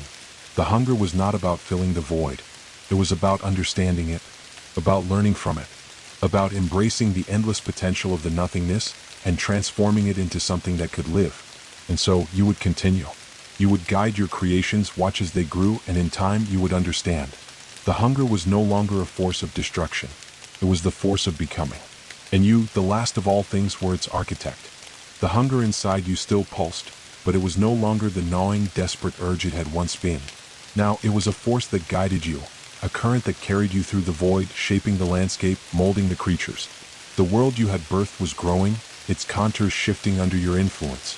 What had once been emptiness was now a living, breathing space, teeming with dark energy, filled with the murmurs of beings that had come into existence from your will. But despite the growth, despite the unfolding reality of what you had done, the question still echoed in your mind. What now? You had created a world, but to what end? Was this merely an extension of yourself, an expression of the hunger that had consumed you, or was it something more? You had been the last of all things, the only one who had seen the final unraveling of existence, and now here you were, standing at the cusp of something new. But the weight of this creation pressed down upon you. You looked at the creatures, your creations. They had learned, yes. They had grown in ways you could not have predicted. Some had become like the shadows of old, their forms flickering in and out of existence, but others were changing. They moved with more purpose, their eyes gleaming with intelligence. They were learning, growing in ways that mirrored your own transformation. They had no names, no identities yet, but you knew they were not just reflections of the void. They were new. Born from the hunger, yes, but they were more than that. You could feel them looking to you for guidance, for meaning. Their movements seemed to follow you, as though they were waiting for you to show them what to do next. But you realized with a sudden clarity that you had no answer. What had you created them for? What was their purpose in this new world you had forged? The hunger, always there, always present, pressed against you. It was not the hunger to consume. It was the hunger to understand, to make sense of this existence. You had created this world, and now you were its caretaker. But what did that mean? To create was to imbue something with purpose, to shape it into something meaningful. But you didn't know what meaning you were supposed to give it. The creatures, now scattered throughout the land, seemed to reflect this confusion. Some clung to the shadows, others ventured into the ever-changing landscape you had built, but none had found their place yet. They wandered, seeking, searching for something they could not name. And you, your heart, or what was left of it, ached for them. They were yours, but they were also their own. You had brought them into being, and yet you were just as lost as they were. A ripple of thought passed through your mind, a strange sensation, fleeting but sharp. You focused on it, and in the stillness of the void, the landscape seemed to shudder in response. It was the hunger again, but this time it was more than just a call to fill the emptiness. It was a call to create, to give these creatures something to live for, something to strive toward. For the first time, you realized that the hunger wasn't just a force that consumed. It was a force that fueled. With this realization came another, more profound, more unsettling. If the hunger was what drove you, then what drove them? These creatures, born from the void, born from you, had no reason to exist other than your will. But now, in the deep silence of the world, you understood the truth. Creation is incomplete without purpose. And therein lay the dilemma. You had created them, yes, but they were still without reason, without direction. They were living, but they were not alive in the fullest sense of the word. They were like shadows, like echoes of the world that should have been. They lacked the core that would make them whole. They lacked their own hunger, the hunger to be. The question that lingered now was the same that had followed you throughout your existence. What am I? You were no longer a creature of destruction, of hunger, of void. You were the creator now. But that meant more than simply giving birth to life. It meant nurturing it. It meant giving it a path, a future, a reason to exist. But as you stood there, watching the creatures grow, you could not help but feel the weight of the responsibility pressed down upon you. You were not only responsible for the creation of this world, you were responsible for its future. And how could you give them purpose when you had none of your own? The hunger shifted again, a deeper, more insistent pulse. It was calling to you. You could feel it vibrating through the very core of your being.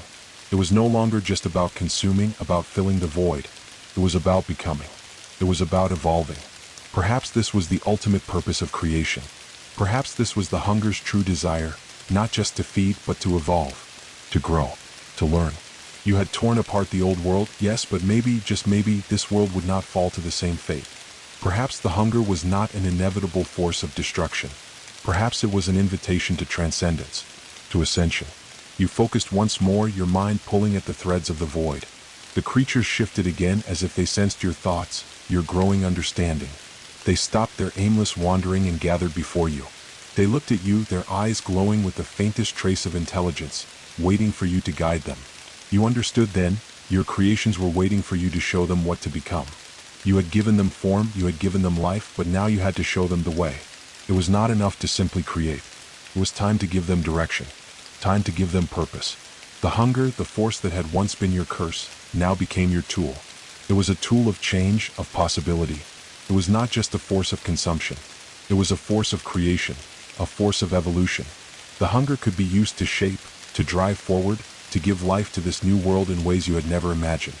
You stepped forward, your creations following in your wake.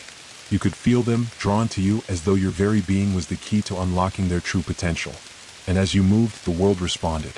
The shadows shifted, the mountains rose higher, the rivers flowed faster. The very earth seemed to bend to your will. You could feel the void itself shifting beneath you, expanding, evolving. You raised your arms, and in the deepest silence, you spoke. Become. The word echoed through the void, carried on the currents of hunger that surged through you. And as you spoke, something extraordinary happened. The creatures before you shifted. They began to grow, not just in size but in understanding. Their forms solidified, their movements became more deliberate, more purposeful. They were becoming. They were evolving, not just as shadows of the void, but as something more, something that could stand alongside you as part of this new world. A world that was no longer defined by destruction, but by the promise of growth. And as you watched them, as you felt the hunger surge once more, you realized that you had not just created life. You had created a future. A future where the hunger would no longer be a force of emptiness. It would be a force of becoming. The world was alive now. It pulsed with energy, an energy that flowed from the very core of the hunger. What had once been a void, an empty and silent abyss, was now a living, breathing landscape. The rivers of shadow that had once felt so still and cold now carried a rhythmic pulse, beating with the heart of creation. The mountains that had risen from nothing now seemed to grow in stature, their jagged peaks reaching for a sky that had once been an empty canvas, but now filled with swirling, storm-touched clouds. The ground beneath your feet trembled with life, the very earth resonating with an unseen force. And the creatures, the beings you had birthed, were no longer shadows, no longer mere flickers of the void. They were alive. Their forms had solidified, their features clearer, their eyes brighter, their movements purposeful. They had taken the first steps into existence, but they were not yet whole. Not yet what they were meant to be. You could feel them, all of them, watching you. They had been born from your hunger, from the very darkness that had consumed you, but they were now looking to you for more. They were waiting for you to guide them, to show them the next step in their evolution. The hunger inside you stirred again, but this time it felt different. It wasn't an overwhelming need to consume. It wasn't the gnawing emptiness that had driven you to unmake the world before. No, this was the hunger to create, to push forward, to continue the cycle of becoming. It was a hunger for progress, for the next stage in the evolution of this world and its creatures. You had already given them form. You had already shaped them out of the void. Now you had to show them what they were meant to become. The creatures stood before you, their eyes shining with intelligence, curiosity, and something deeper, something that felt like hope. They were not mere shadows anymore. They were individuals, each with their own thoughts, their own desires. Some moved toward the rivers, gazing into the dark waters, their bodies trembling with wonder. Others explored the trees, their hands tracing the twisted bark, their fingers brushing against the leaves that trembled in the wind. Some gathered in groups, their bodies huddled together in quiet conversation, their voices low, murmuring to each other as they sought to understand the world around them. And there, at the center of it all, you stood. You, the creator, the architect of this new world. You had given them life, you had breathed the hunger into them, and now they were becoming something more than shadows. They were becoming real. But now the question remained, what would they become? You stepped forward, feeling the weight of your own purpose settle heavily upon your shoulders. The hunger surged within you, not as a force of destruction, but as a force of creation. You could feel it coursing through your body, flowing from the deepest part of your being, and you realized something profound. The hunger was not just for the world. It was for understanding. You were no longer just a creature of darkness. You were the key to this new world, the force that would guide these creatures to their purpose. But you could not guide them if you did not understand what you were meant to do. If you did not understand what they were meant to become. The hunger was no longer an insatiable void. It was a path forward, a guide to the future. And you had to be the one to lead them down that path. You raised your arms, the world responding to your every movement. The air around you trembled with the hunger's energy, ripples of dark power rippling through the land. The creatures stopped, their eyes turning toward you, waiting. You could feel their silent pleas. Teach us, guide us, show us what we are meant to become. But in that moment, you felt a deep, unshakable truth settle within you. You could not guide them alone. This world, this new existence, could not be shaped by your will alone. The hunger had brought you here, had brought them into existence, but it was not enough to simply create. You had created, yes. You had given life, but now you had to share that life. You had to let the creatures evolve, let them grow in ways you had never anticipated. And you had to let them guide themselves too. For if you were the creator, then they were the continuation, the future. The hunger that had once driven you to dominate, to consume, now urged you to step back, to let go. To let the world grow of its own accord. The power that surged within you was not just a force of creation. It was the power of freedom. The power to let go, to step aside, and to allow your creations to carve their own paths. And so you did. You let the hunger flow from you not as a force of control, but as a force of possibility. You could feel the creatures, your children, beginning to shift. Their bodies shimmered with the faintest hint of light, their forms pulsing with the energy of the hunger. They were not just following you anymore. They were becoming more than shadows, more than the empty echoes of the void. They were becoming themselves. You watched as one of them, the one who had stood closest to you since the beginning, stepped forward. Its eyes glowed brightly as it approached the river, its fingers brushing the surface of the dark waters. A ripple spread outward, and for the first time since the beginning, you saw the creatures interact with the world, not as passive beings, but as active participants in the unfolding landscape. The hunger, once a force of destruction, had now become the fuel for creation. And now, that creation was living, breathing, evolving in ways you had never anticipated. You could feel it in the air, the shift, the movement of energy as the creatures began to understand their own power. They were no longer shadows. They were becoming, evolving into something greater than you had ever hoped. Their bodies shifted, their minds expanded, and their souls began to take shape. And in that moment, you realized something else, that the hunger had never been a curse. It had always been a gift to shape, to mold, to create, but not just to control, to allow life to exist, to flourish, and to find its own path. The hunger inside you did not wane, but it changed. It was no longer the insatiable force it had once been. It was the hunger to witness, to guide from a distance, to be the foundation upon which this new world would be built. The creatures, your creations, had begun to awaken, and so had you. You were no longer the hollowed one. You were no longer the destroyer. You were the architect, the guide, the witness to the birth of something far greater than yourself. The world you had created was not just a reflection of you. It was something new, something alive. And it would grow, its hunger now becoming a force of creation, not destruction. A force of evolution, a force of becoming. The landscape continued to shift beneath you, growing, changing, expanding with each pulse of the hunger. It was as if the very fabric of existence was stretching beyond what you had imagined.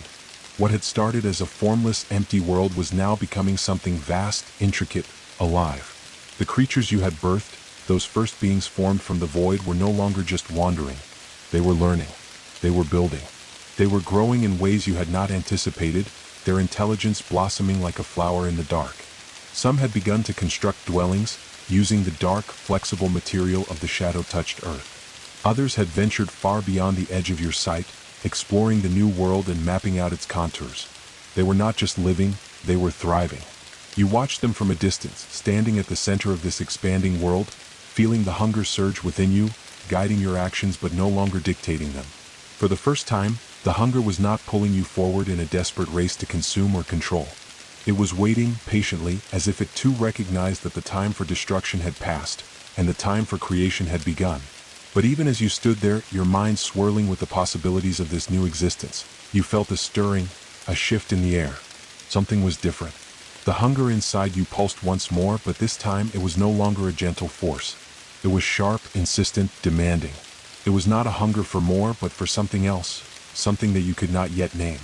The creatures seemed to sense it too. You could feel their presence around you, a silent awareness shared between you and them. They were waiting for something that you could not yet provide.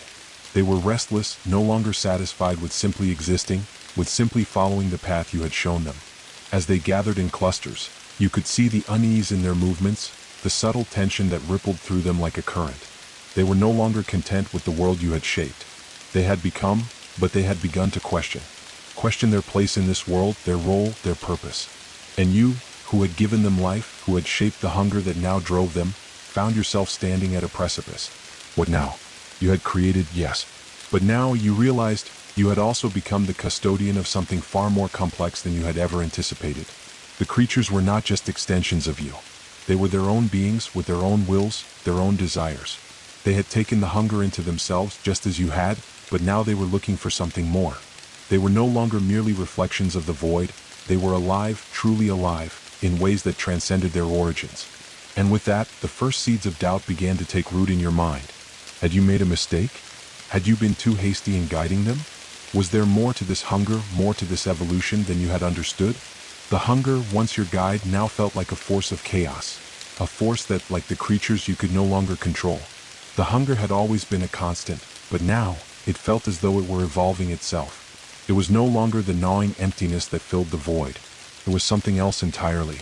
It had become a force of change, of growth. But with that growth came a disturbing realization.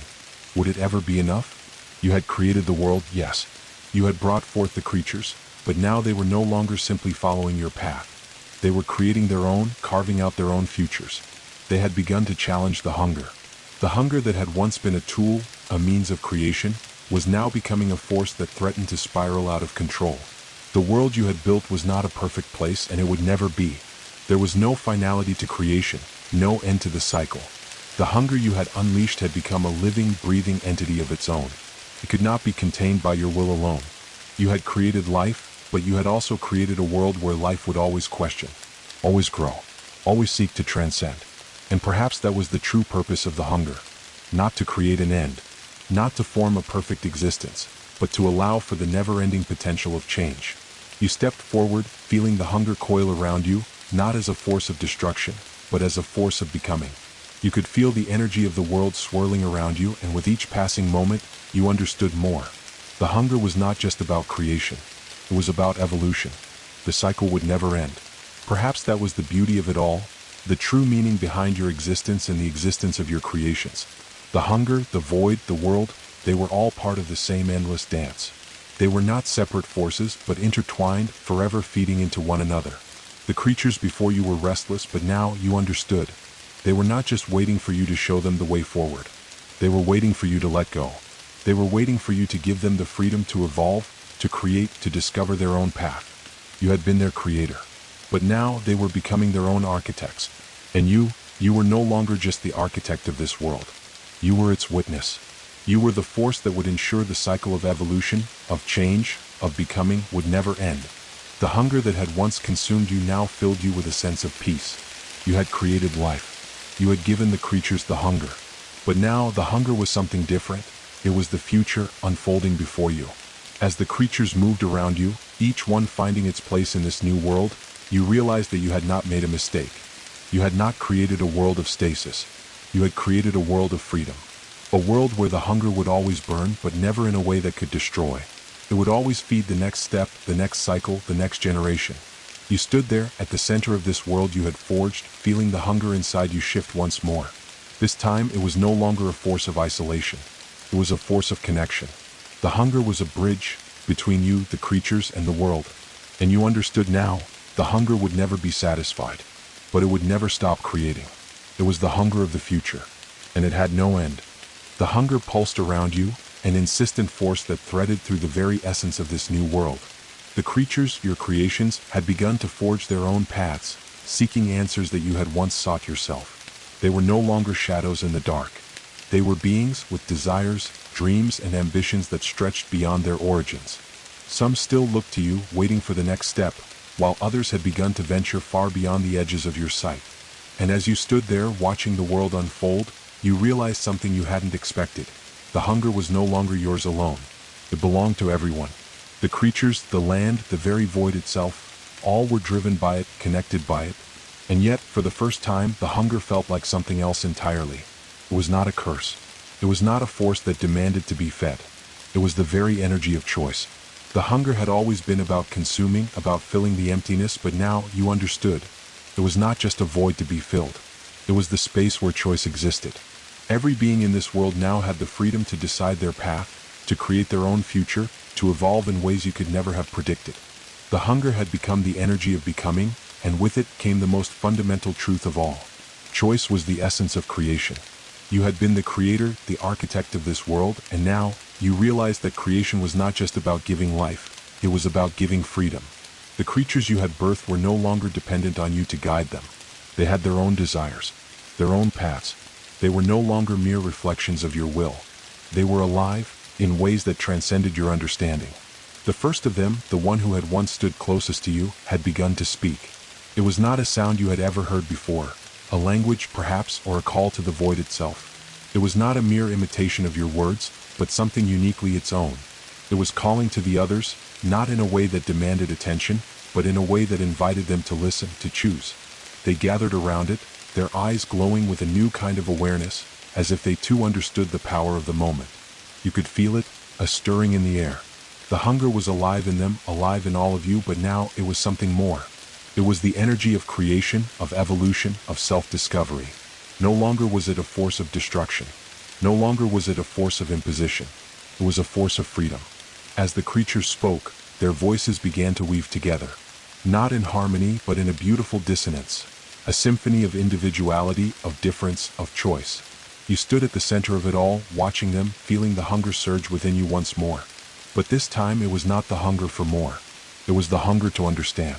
You had given them life. You had breathed the hunger into them.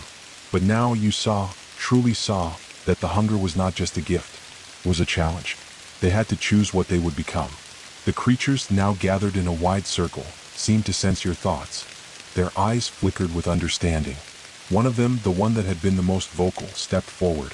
It was not a creature of mere shadows anymore. It was something else. Its form shimmered, shifting with the colors of the world itself. It was changing before your eyes, adapting to the new understanding it had gained. Its body stretched and contracted, not in desperation but in purpose. It was evolving, yes, but more than that, it was choosing to evolve. The others watched it, and you felt the hunger stir again. But this time it wasn't fear. It was a deep, profound sense of awe. You were watching something incredible unfold, a true moment of creation in its purest form. These beings, these creatures of the void, were no longer reflections of a single force. They were no longer bound to you. They were choosing their path, and in doing so, they were shaping their future. You could feel the tension building in the air. The hunger had always been about need, the need to consume, the need to fill the emptiness. But now it was about desire. Desire to grow. Desire to create. Desire to become. And in that moment, you realized something profound. The hunger, the force that had driven you for so long, was not a static entity. It was alive in a way that you had never imagined. It was the force that drove all things toward change, toward growth. But that growth was not inevitable. It was a choice. It was a decision that each being must make for themselves. The creatures stood before you, their eyes glowing with understanding. They had felt it too. They had felt the call of the hunger, the pull of the void, but now they understood that the hunger was not simply a force that consumed. It was a force that guided, that invited them to choose, to shape their own existence. You, the Creator, had given them life. But now they were beginning to give themselves life. As the first creature, shimmering, shifting, evolving, stepped forward, it spoke. Its voice was not a sound, but a presence. a wave of understanding that seemed to reverberate through the very air. "We are not you," it said. "We are not your shadows. We are what we choose to be."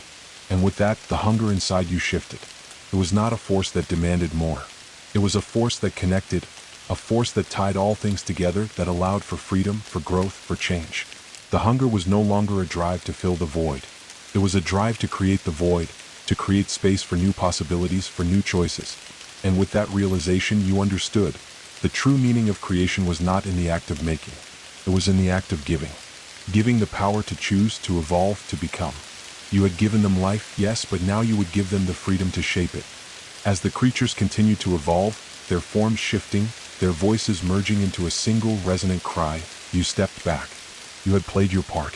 You had created, but now you were no longer the center of this world. You were its witness. The hunger that had once consumed you now became a source of infinite potential, a bridge between all things. It was no longer a force of isolation. It was a force of unity. The creatures had chosen.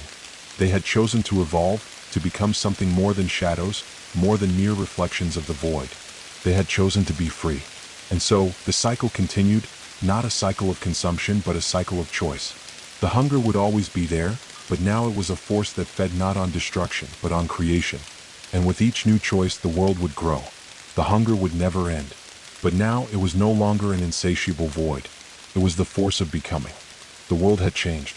No longer was it a place where shadows flickered and vanished. No longer did it echo with the silence of an unspoken void. Now it hummed with life, its every corner vibrating with the energy of choice, the pulse of creation. The creatures, those firstborn reflections of the hunger, had transcended their origins. They were no longer extensions of you. They were themselves, living, evolving, creating, choosing. The hunger inside you surged, but it was no longer a desperate, consuming force. It was the quiet, steady rhythm of life itself. The hunger had become the thread that wove all things together, the essence of becoming, and now the creatures had begun to shape their own future. They no longer sought to follow you. They sought to lead themselves. And you, once the solitary architect of this world, found yourself standing at the edge of something greater than you had ever imagined. The creatures had chosen to evolve, yes, but with that choice came new challenges. The hunger was not a force that simply allowed growth. It was a force that demanded it. And with every step of evolution, every new choice, there came consequences. The world trembled under the weight of possibility. The first creature to speak, the one who had led the others toward this awakening, stepped forward once again. Its form shimmered, fluctuating between the void and substance, constantly evolving. It was no longer simply a reflection of the hunger, it was a manifestation of it. A being shaped not just by the void, but by its own desires, its own choices. "We have come so far," it said, its voice not a sound, but a presence that rippled through the air. "But now we stand at the edge of something unknown." You watched, feeling the hunger twist inside you, but it was not the gnawing, frantic pull you had once known. It was the hunger to understand what lay beyond. It was the hunger for the unknown, for the next stage of evolution, for the future that the creatures were now building for themselves. "The hunger is within us," the creature continued, its form shifting as it spoke. "But it is not a force of destruction. It is a force of creation. And yet, we have only begun to understand what this means." There was a deep, unsettling truth in its words. The creatures, the world, you, all of it had been shaped by the hunger, but now it was no longer the consuming force it once was. It was the energy of becoming. And yet, as with all power, it came with its own challenges. What would happen when the hunger began to evolve beyond its initial purpose? When the creatures who had been born from it began to question not just their existence, but their limits. "You gave us life," the creature said, its glowing eyes meeting yours. "But now we must ask, what happens when we surpass the hunger? What happens when we no longer need it to guide us?" The question hung in the air, sharp and heavy. The hunger had been the force that shaped everything, yourself, the creatures, the very fabric of this world. But now it was clear that there was a moment of reckoning. The creatures were becoming something else. They were moving beyond the limitations of their origins, and with that came the risk of losing the very force that had bound them all together. The hunger was the source of their life, but could it continue to drive them forward when their understanding of it had transcended its original form? Could the hunger, as a force of creation, continue to exist when its creations no longer relied on it? The world seemed to hold its breath. The creatures, once so eager to follow, were now eager to break free. They had tasted the freedom of choice, the power of becoming, and now they were testing their limits. They no longer looked to you for guidance. They no longer needed you to shape them. They were creating, evolving, thinking for themselves. And yet, as they grew, so did the hunger within you. It was no longer the gnawing emptiness it had once been, but a deep, unsettling pull. The hunger had become a part of the fabric of existence itself. It was no longer just your drive. It was the world's drive. The hunger was the energy of the cycle, of growth, of evolution. It was the essence of everything. And now, the creatures were beginning to question the cycle.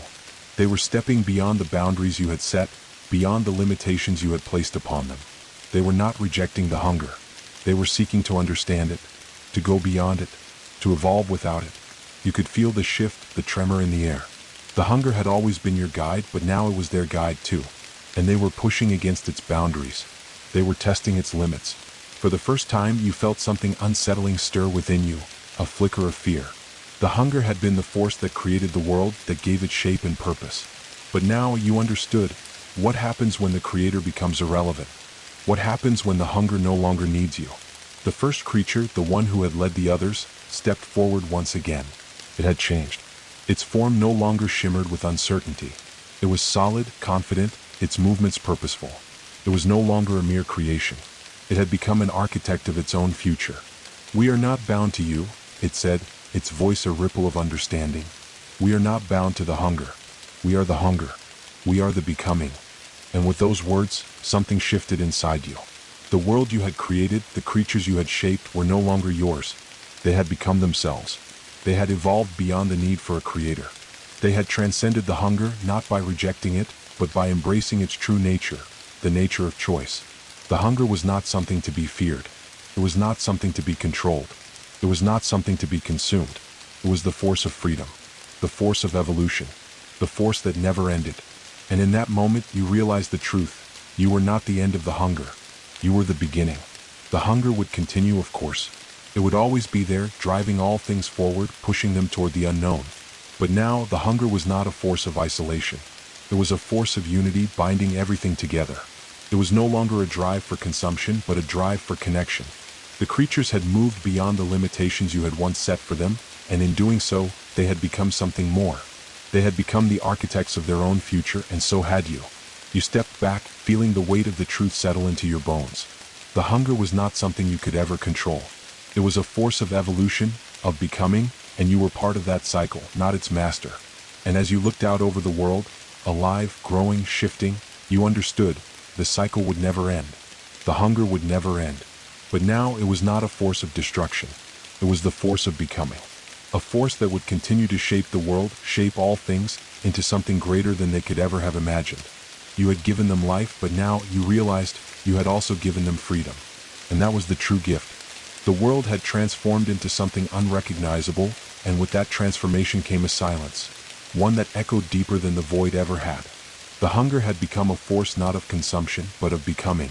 It no longer clawed at you with an insatiable need to devour the world. It had instead become the very energy of growth, of creation. It pulsed through everything now, the creatures, the land, the air. But its meaning had shifted. No longer a singular, overwhelming force, the hunger had become the freedom to evolve, to create, to move forward, unchecked and unrestrained. And yet, as the creatures walked freely now, shaping their own destinies, you stood apart. The shift was palpable. The hunger that had once been your guide, your tool for creation, now spread through the world, a shared experience, a collective force. They were free to choose, to evolve, to seek their own understanding of the hunger. And you? You had created them, you had given them life, and now you watched as they moved past you, beyond the edges of your influence. They were no longer reflections of your will. They were individuals, each one carving its own path. The world stretched out before you, an endless horizon of possibility. And yet, there was a heaviness in the air, a quiet anxiety. The creatures had begun to evolve beyond what you had ever imagined. They had taken the hunger and molded it into something new, something themselves. The first creature who had spoken to you, the one who had led the others into this transformation, now stood at the center of a gathering. It was no longer the shimmering, flickering form it had once been. It had taken on a solid, powerful presence. Its form no longer fluctuated between the void and substance, but instead stood as a being of substance, radiant and full of purpose. It spoke, its voice rippling through the air like a gentle but firm wave. "We have begun the journey of becoming. But now we must ask, what lies ahead? What can lie ahead when we no longer follow the path set for us? The question hung in the air, sharper than any thought you had ever entertained. You had been the creator, the architect, the guide. But now, for the first time, you felt yourself standing on the edge of something unknowable. The creatures no longer needed you. They no longer sought your direction. They were free. They had tasted the hunger, understood its power, and had chosen their own course. The silence between you and the creature stretched, deep and endless. It was not a silence of emptiness, but a silence filled with the weight of 1,000 unspoken questions. The hunger still pulsed within you, but it was different now. It was not a force you could command. It was a force that flowed through you, through all things, a connection between everything. But that connection, that flow, was no longer something you controlled. It was something you shared. And therein lay the greatest challenge. How could you be part of this world when you were no longer its center?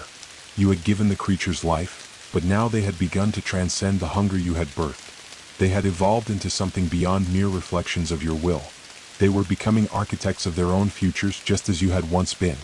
And as they moved forward, you realized with a slow, dawning clarity that the world you had created was no longer bound by the rules of creation. It was bound only by the choices of those who inhabited it. For the first time, you felt the hunger not as an overwhelming force, but as a vast and infinite horizon, one that stretched out endlessly before you. And as you stood at the edge of it, you understood something deep within you. The hunger would never be satisfied, but it would never cease to become. It was the force that gave birth to all things, but it was also the force that would carry them into the unknown. The creatures had already begun to seek out new paths. Some had chosen to dive deeper into the landscape you had created, carving out their own domains. Others had begun to experiment with the very essence of the hunger, learning how to shape it into something unique to themselves. Some even began to explore the void beyond the world, into the edges of the unknown, where nothing but darkness and potential lay. But with every step they took, with every choice they made, you felt the hunger stretch with them. It was not a force to be controlled. It was a force to be embraced. And yet, as they embraced it, you realized that the hunger was not just a tool of creation. It was a force of freedom. It was the energy that allowed for infinite possibilities. And in that realization, you understood the true weight of creation. It was not about shaping the world to your will. It was about allowing it to unfold. It was about giving life not only to the creatures, but to the very possibilities that lay within them. They had chosen yes, and you had chosen too. The hunger still surged within you, but it was no longer a consuming force. It was a part of you, a part of the world, a part of everything. You were no longer its master. You were its witness. The first creature stepped forward, its eyes bright with understanding. "We have chosen to become," it said softly, its voice resonating through the space. "But now we must learn what it means to become together." It was a question, but it was also a declaration. The creatures, your creations, had realized that their freedom, their evolution, was not a solitary journey. They were no longer separate beings. They were part of something greater, something interconnected, bound by the same force that had given them life. But what did that mean? What was the next step? Could you truly exist as free beings in a world where all were connected by the same hunger? The same drive to become? As the creatures gathered around, their forms shimmering with an energy that was no longer tied to the void but to something else, something you couldn't name, you realized that the hunger was not just a force of creation. It was a force of connection. A force that bridged the gaps between everything, between every being, between every choice. And it was up to you, up to all of you, to decide what would come next. You no longer had the answers. You had only the question.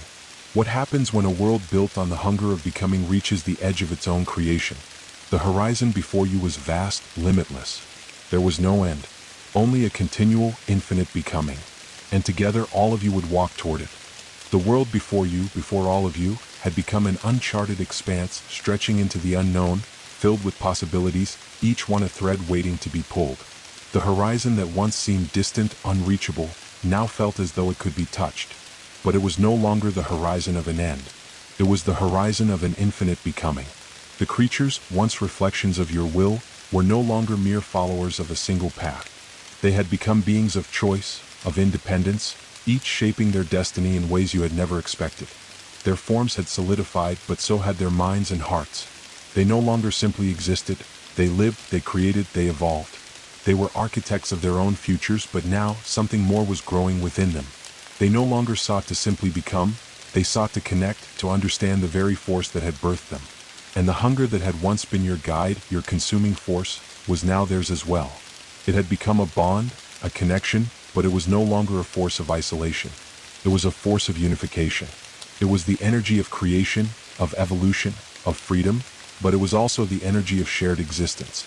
You felt its presence, its echo within you. The hunger, once so insistent, had become a gentle pull, not a demand but a whisper, the call to move forward, to seek the next step in the dance of existence. You too had begun to evolve. You were no longer the creator, the singular architect of this world. You were a part of it, woven into the same fabric as your creations. The creature that had spoken to you earlier, the one who had led the others into their own evolution, stepped forward once again. Its form shimmered with the energy of the hunger, but now it was not just a reflection of you. It was a manifestation of the hunger itself, a being shaped not by the void, but by its own choices, its own becoming. We stand at the edge of all things, it said, its voice resonating through the very air, not with command but with a deep understanding. But what lies beyond? What does the future hold when we no longer seek to become one with the hunger, but to understand it, to shape it just as we shape our own futures? The question echoed in the stillness of the air. The hunger had once been the force that bound all things together, but now it was more. It was not a singular, consuming void, it was a force of creation but also of freedom, a force of choice. The other creatures, those who had gathered in the vast space around you, stood silent, their forms flickering and shifting with the power of the hunger. They too had changed. They had begun to understand that they were not bound by the hunger. They were with it. They were its vessels, its expression. They had taken the hunger and made it their own. They were no longer its victims. They were its equals. They had embraced the true meaning of the hunger, not as a consuming force but as the force of evolution, of becoming, and most importantly, of freedom. And now they were waiting. They were waiting for you, not to guide them, not to show them the way, but to join them. To move forward with them into the unknown, into the horizon of infinite choices. You had always been alone in your creation, always a solitary figure in the void, shaping the world around you. But now the creatures stood with you, not as followers but as equals. They had surpassed you in their understanding of the hunger. They had moved beyond the limitations of their origins, and in doing so they had created something new, a world of freedom, of choice, and of infinite potential. The hunger had brought you all to this moment. It had connected you all, and yet you felt its pull change again. It was no longer the driving force that pushed you forward, but the thread that connected everything together. It was no longer a force that demanded to be fed, it was a force that fed all things. It was a bond that tied all beings together, but also allowed each to evolve in its own way. The creatures, your creations, had moved beyond your influence. They had transcended your creation, and in doing so, they had become the architects of their own futures. But now you were faced with a question. What happens when freedom, when choice reaches its fullest potential? What happens when there are no limits, no boundaries to what can be? The creature before you spoke again, its voice soft, almost contemplative. We have become free, but freedom does not mean we are without direction.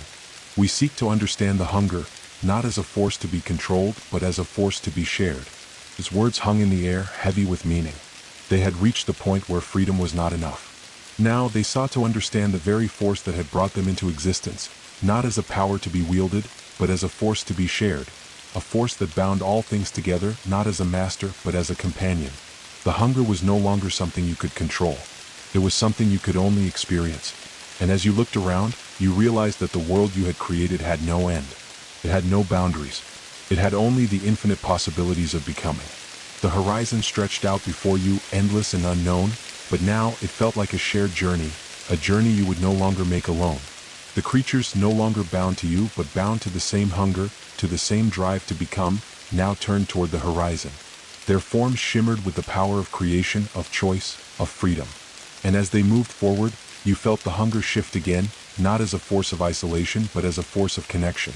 You had once been the architect of this world, but now the world was the architect of itself. You, along with the creatures, were part of something greater, something beyond your understanding. You were part of a shared existence, a shared hunger, and together you would move forward into the unknown. There was no destination, no end, no finality. There was only becoming. The world was now a vast and boundless plain, stretching out before you in every direction. The horizon had dissolved, no longer a distant destination but a living, breathing space that swelled with potential. The creatures, the beings who had once depended on you, had now become your equals, your partners in creation, evolution, and freedom. The hunger, no longer a singular force of insatiable consumption, had become a quiet hum, a subtle presence, guiding all things in their infinite dance of becoming. For the first time in your existence, you were not alone in this vast expanse. You were no longer the creator, the singular architect of this world. You were with the creatures alongside them, sharing the hunger, sharing the freedom. Together, you had become the fabric of this new reality, the energy of creation flowing through you all. It was no longer about control or dominance. It was about connection. It was about the shared will to become. But with this freedom came uncertainty. What happens when all limitations are removed? When the boundaries of existence are stretched beyond recognition? The hunger, the force that had driven everything, was no longer an external drive. It was within all things, no longer a force to be feared, but a power to be understood, a power to be embraced. Yet as the hunger shifted, as it became an energy of infinite possibility, there was still a deeper question that lingered. What does it mean to exist in a world without end, without direction? The creatures, now fully aware of their autonomy, moved in all directions, exploring the new landscape. Some remained together, their bonds formed through their shared hunger, their shared purpose. Others sought solitude, carving out their own spaces, forging their own paths. But no matter where they went, no matter how far they ventured, the pull of the hunger was always there, guiding them. It was no longer a force of desperation, but a quiet invitation. An invitation to evolve, to create, to become. You felt the hunger within you, but now it was not a gnawing void. It was a gentle, persistent current running through the veins of this world, running through you, a connection between all things. You were no longer the one who initiated the creation. You were part of the creation itself. You were no longer the center of this world. You were one with it. And yet, there was a part of you that still wondered, still questioned, what now? The first creature, the one who had once stood closest to you, who had led the others into this new existence, now approached you. Its form shimmered with the light of the hunger, no longer just an echo of it, but a reflection. A being that had learned to shape the hunger, to bend it to its will, to evolve with it. It is not enough to become, it said, its voice a soft ripple in the air. We have become many things. We have created many things. But what happens when we no longer have a path to follow? What happens when we, too, are the architects of our own existence? The question struck deep within you. It was a question that went beyond creation, beyond the hunger. It was a question that delved into the nature of being itself. What happens when the hunger is no longer a force of direction, but a force of freedom? What happens when the act of creation becomes not a means of survival or purpose, but an endless journey? The other creatures gathered around, their forms shimmering in the vast space. They were not just creations anymore. They were beings of infinite possibility. They were not bound by you, by the hunger, by anything. They were free, and that freedom had opened up the world before them, laid it bare and unmarked, full of potential, but without a clear path. I feel the pull of the hunger, the creature continued, but I also feel the pull of silence. The world is wide and it is free. But without a path, without something to guide us, where do we go? You stood there, feeling the weight of its words. The hunger had always been a guide, a force that pulled you forward, that shaped the world, that pushed existence towards something. But now, in this new reality, where the hunger no longer dictated what was to come, you understood. The hunger had always been the beginning of creation. But it was no longer enough. The world had become too vast, too open for any singular path to emerge. And yet, this was the beauty of it, the freedom of it. The hunger was not a force of end, but a force of infinite becoming. It was the space in which everything could unfold. It was the void that had been filled, the emptiness that now held everything. In the silence of that moment, something shifted within you. You no longer needed a path. You had never truly needed one. The hunger, the force of creation, was not about finding a destination. It was about continuing. The hunger was the energy of evolution, of change, of becoming. And now the world had become something new, not a place of fixed forms, but a place of endless potential. You, the creatures, the hunger, all of you were a part of this vast, shifting dance. The question was no longer where to go, but what to become. The hunger was not a destination. It was a journey. A journey that would never end, but would always be new, always evolving, always shifting. As the creatures moved away from you, each one in its own direction, carving its own path, you understood. The future was not something to be known. There was something to be created. The world was not an endpoint. It was a space where all things could grow, evolve, and change forever. And in that understanding, you realized that the hunger had never been a force to be feared. It had always been a force of becoming. It was the hunger for freedom, for creation, for life. The dance of becoming stretched out before you, before all of you, an infinite, uncharted journey. The horizon was not an end, it was a beginning. And together, you moved into it, toward a future of endless creation, boundless choice, and the infinite possibilities of becoming. The world around you had become an ever-shifting landscape, not defined by the usual constraints of time, space, or purpose, but by the limitless potential of what could be. The hunger, once a force of consumption, had shifted into a force of creation, no longer a void to be filled, but an energy to be shared among all beings. It pulsed in the air, in the ground, in the sky, not as an insatiable desire, but as a quiet hum of infinite possibility. The creatures, once reflections of your will, had taken the hunger and made it their own. They were no longer mere creations. They were authors of their own destinies. Some had moved into the forests, their forms becoming intertwined with the trees and the roots, becoming part of the earth itself. Others had ventured into the unknown spaces, far beyond the edges of the world, where stars flickered in the blackness like scattered fragments of forgotten dreams. And still, others sought to remain together, forming communities that shimmered with light and energy, their every movement a testament to the shared bond of becoming. And you? You had taken your place with them, not as a creator or a guide, but as a participant in this great dance of becoming. You were not separate from them anymore. You were one with them, one with the world, one with the hunger. It pulsed within you, a quiet but undeniable force, like the beating of a heart. The question that lingered, however, was not what to create or where to go. The question that had begun to haunt you in the deepest part of your being was, what happens when there is no more becoming? The hunger, the drive that had shaped everything, had reached a point where its potential seemed endless. The creatures, once bound by the limits of their origins, were now free to shape themselves in whatever way they desired. They could become anything, create anything. They had become the very architects of their reality. But this freedom, this infinite potential, seemed to bring with it a kind of weight, a quiet disquiet that settled deep within you. If there were no boundaries, no end, no fixed destination, what was the purpose of all this creation? What was the meaning of this endless becoming? As you stood in the vast expanse, watching the creatures drift and shift around you, you began to feel the weight of their freedom, their choices. They were not moving aimlessly. They were moving toward something. But what? What did it mean to have everything and nothing all at once?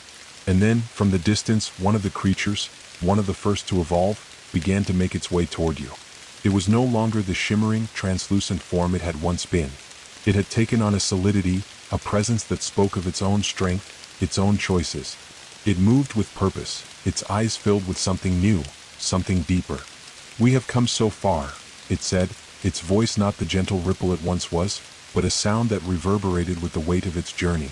"And yet, I feel something missing." You turned to face it, your eyes meeting the creatures as it continued to approach. "We have shaped the world, we have shaped ourselves, but what comes next? We have no boundaries, no limits, no end. We are free to choose, free to create, but now that we are free, I cannot help but wonder, is there a purpose to it all?" The question hung in the air, and for the first time you felt it. The hunger that had once driven you, that had shaped this world, now felt like a distant whisper, no longer the fierce compulsion it had been. Instead, it was something softer, more elusive, an invitation, a call to understand. The creature stood before you, and you could see the weight of its question reflected in its eyes. It was not asking for an answer. It was asking for meaning. What did all this creation, all this freedom mean? For a moment, the world seemed to hold its breath. The hunger, the force of evolution, of becoming, pulsed around you. It was no longer a force of isolation. It was a force of unity, of connection. The world you had created was not just a space of infinite potential. It was a tapestry, woven together by the choices of every being that inhabited it. You understood then. The purpose was not in the destination. The purpose was in the becoming. The hunger, the drive to create, to evolve, was not something to be understood in terms of finality. It was something to be understood in the act of living, of existing. Each step, each choice, each moment of creation was an act of meaning. The world was a living, breathing tapestry, woven together by the threads of all that chose to become. The meaning of existence, of this infinite journey, was not to be found in an endpoint. It was to be found in the act of creating itself. The creature before you seemed to sense the shift in your understanding. It had posed a question, but it had also given you the answer. There was no purpose in the traditional sense. There was no finality. There was only the act of creation. There was only the dance of becoming. And as you stood there, feeling the weight of that truth settle into your very being, you realized something profound. The hunger was not an end. It was the beginning. And the beginning was endless. The creatures, now scattered across the vast world, began to move again, not toward any specific place but into the infinite spaces of their own becoming. They were not searching for a purpose. They were creating it. And as they did, the world around them began to take on new forms, new expressions, new shapes. It was no longer a place of fixed realities. It was a place of fluid creation, ever shifting, ever evolving. And you? You moved with them, part of the infinite dance. You were not the creator nor the guide. You were a participant in the world's ongoing creation, just as the creatures were. The hunger that had once driven you was now a quiet hum within you, no longer a compulsion but a presence, a part of the world, a part of existence. The question of purpose had been answered, but the answer was not one of finality. It was one of continuity. The purpose was not in reaching an end. The purpose was in becoming. And in that becoming, in the infinite possibilities that stretched out before you, you realized that the world was never truly empty. It was never truly finished. It was always in the act of creation. It was always in the process of becoming. And that was enough. The world pulsed with life, with creation. The creatures, each one unique yet bound by a common thread, moved freely through the uncharted expanse, shaping and reshaping their surroundings. There was no limit to what could be created, no boundary to what could evolve. The hunger, once a fierce and unyielding force, had become part of the flow, part of the shared current that ran through everything. It was not a call to consume, but a pulse of becoming, a rhythm of life itself. The hunger, now a quiet hum, no longer drove with a frantic desperation. It simply existed, part of the air, the earth, the sky. It was not something to be understood, but something to be experienced, something to be lived. It was the undercurrent of every choice, of every moment of creation. And the creatures, now free to move, to evolve, to become, understood it not as a force to be feared, but as a force to be embraced. But in the midst of all this boundless freedom, something unexpected began to surface within you, a feeling you hadn't known before. The hunger, no longer a pull to consume, began to stir within you differently. It was no longer the source of creation. It was no longer the center of your existence. It had always been there, a constant, guiding force. But now, in this world of infinite possibilities, a new sense of quiet had taken hold. It was not a silence of emptiness, but a silence that filled every corner of the world, a silence that hung between moments, between choices. The creatures no longer sought answers from you. They no longer sought direction. They had become the architects of their own futures, and in doing so, they had freed themselves from the need for guidance. They were not lost, for they no longer needed to be found. You stood, amidst the ever-shifting landscape, watching them move. They were no longer your creations. They were their own. And that was a beauty you had never fully understood until now. Their freedom was not a threat to your existence. It was a testament to the world you had shaped. They had transcended the hunger's original purpose, and yet, it remained, a quiet pulse in the background of everything. But as the creatures continued to evolve, to become, a new question began to form. A question that was not about purpose, not about creation, but about what comes after creation. What comes after the endless act of becoming. You felt a deep stirring within you, not a hunger, but a presence. It was as though the world had stopped for a brief moment, not frozen, but suspended in a kind of limbo. The creatures continued to create, to explore, but now it was as if they too were waiting. They were no longer seeking, no longer yearning. They had all they needed, and yet there was a pause, a shared breath held in the infinite space. And in that pause, in that silence, you understood something new. It wasn't the hunger that drove you anymore. It wasn't the desire to create, to evolve. It wasn't even the question of what next. It was something deeper, something more subtle. It was the realization that creation was never about getting to an end. It was about the spaces between, those moments when all things are still, when the world is both full and empty at the same time. You had once believed that the hunger was a force to be understood, a force that pushed the world forward, that shaped it, that made it something. But now, you saw that the hunger had never been about creating an endpoint. It had always been about the movement itself. And the creatures, those who had once been bound by the hunger, had found something deeper, a stillness in the midst of their own evolution. They had become not just creators, but beings of creation, living in the dance itself. And yet, as the creatures continued their path, something lingered, something unspoken, a sense that there was still something waiting, something beyond the act of becoming. What comes when the hunger is no longer a call to create, but a whisper of something else? What happens when the act of creation becomes so natural, so deeply ingrained, that it ceases to be something to strive for? The creature that had first questioned, that had led the others in their evolution, approached you once again. It was no longer the shimmering, ethereal being it had once been. It had grown, evolved, and now stood before you as something more, something grounded, something complete. "We have become," it said, its voice filled with a quiet knowing. "We have created, we have evolved. But now I feel it too, the silence between. The hunger is not gone, but it has changed. It is no longer the force that drives us. It is the space that holds us." What happens when creation is no longer about becoming but about being? The question echoed in your mind, deep and resonant. The hunger had always driven you, driven the creatures. It had been the spark that ignited everything. But now it was not a force of motion. It was a force of stasis. It was the quiet pause in the symphony, the breath held between the notes. It was the space of creation itself. You understood now. The hunger, the force of becoming, had never been about reaching a destination. It had always been about the flow. But now, the flow had become the stillness, the moment when everything pauses, when the world is full and yet empty. The creatures, the world, you, all of you, had arrived at a place where the act of creation had become natural, had become still. You had created the world. You had given it the hunger. But now you realized something profound. The hunger was no longer the force that drove the world. It was the force that sustained it. It was the presence between moments, between choices. It was the space where all things were held. The creatures, now moving through the world, had ceased to search for meaning. They were living in the meaning itself. The hunger no longer called them forward. It simply was a constant, a presence, a part of everything woven into the fabric of their existence.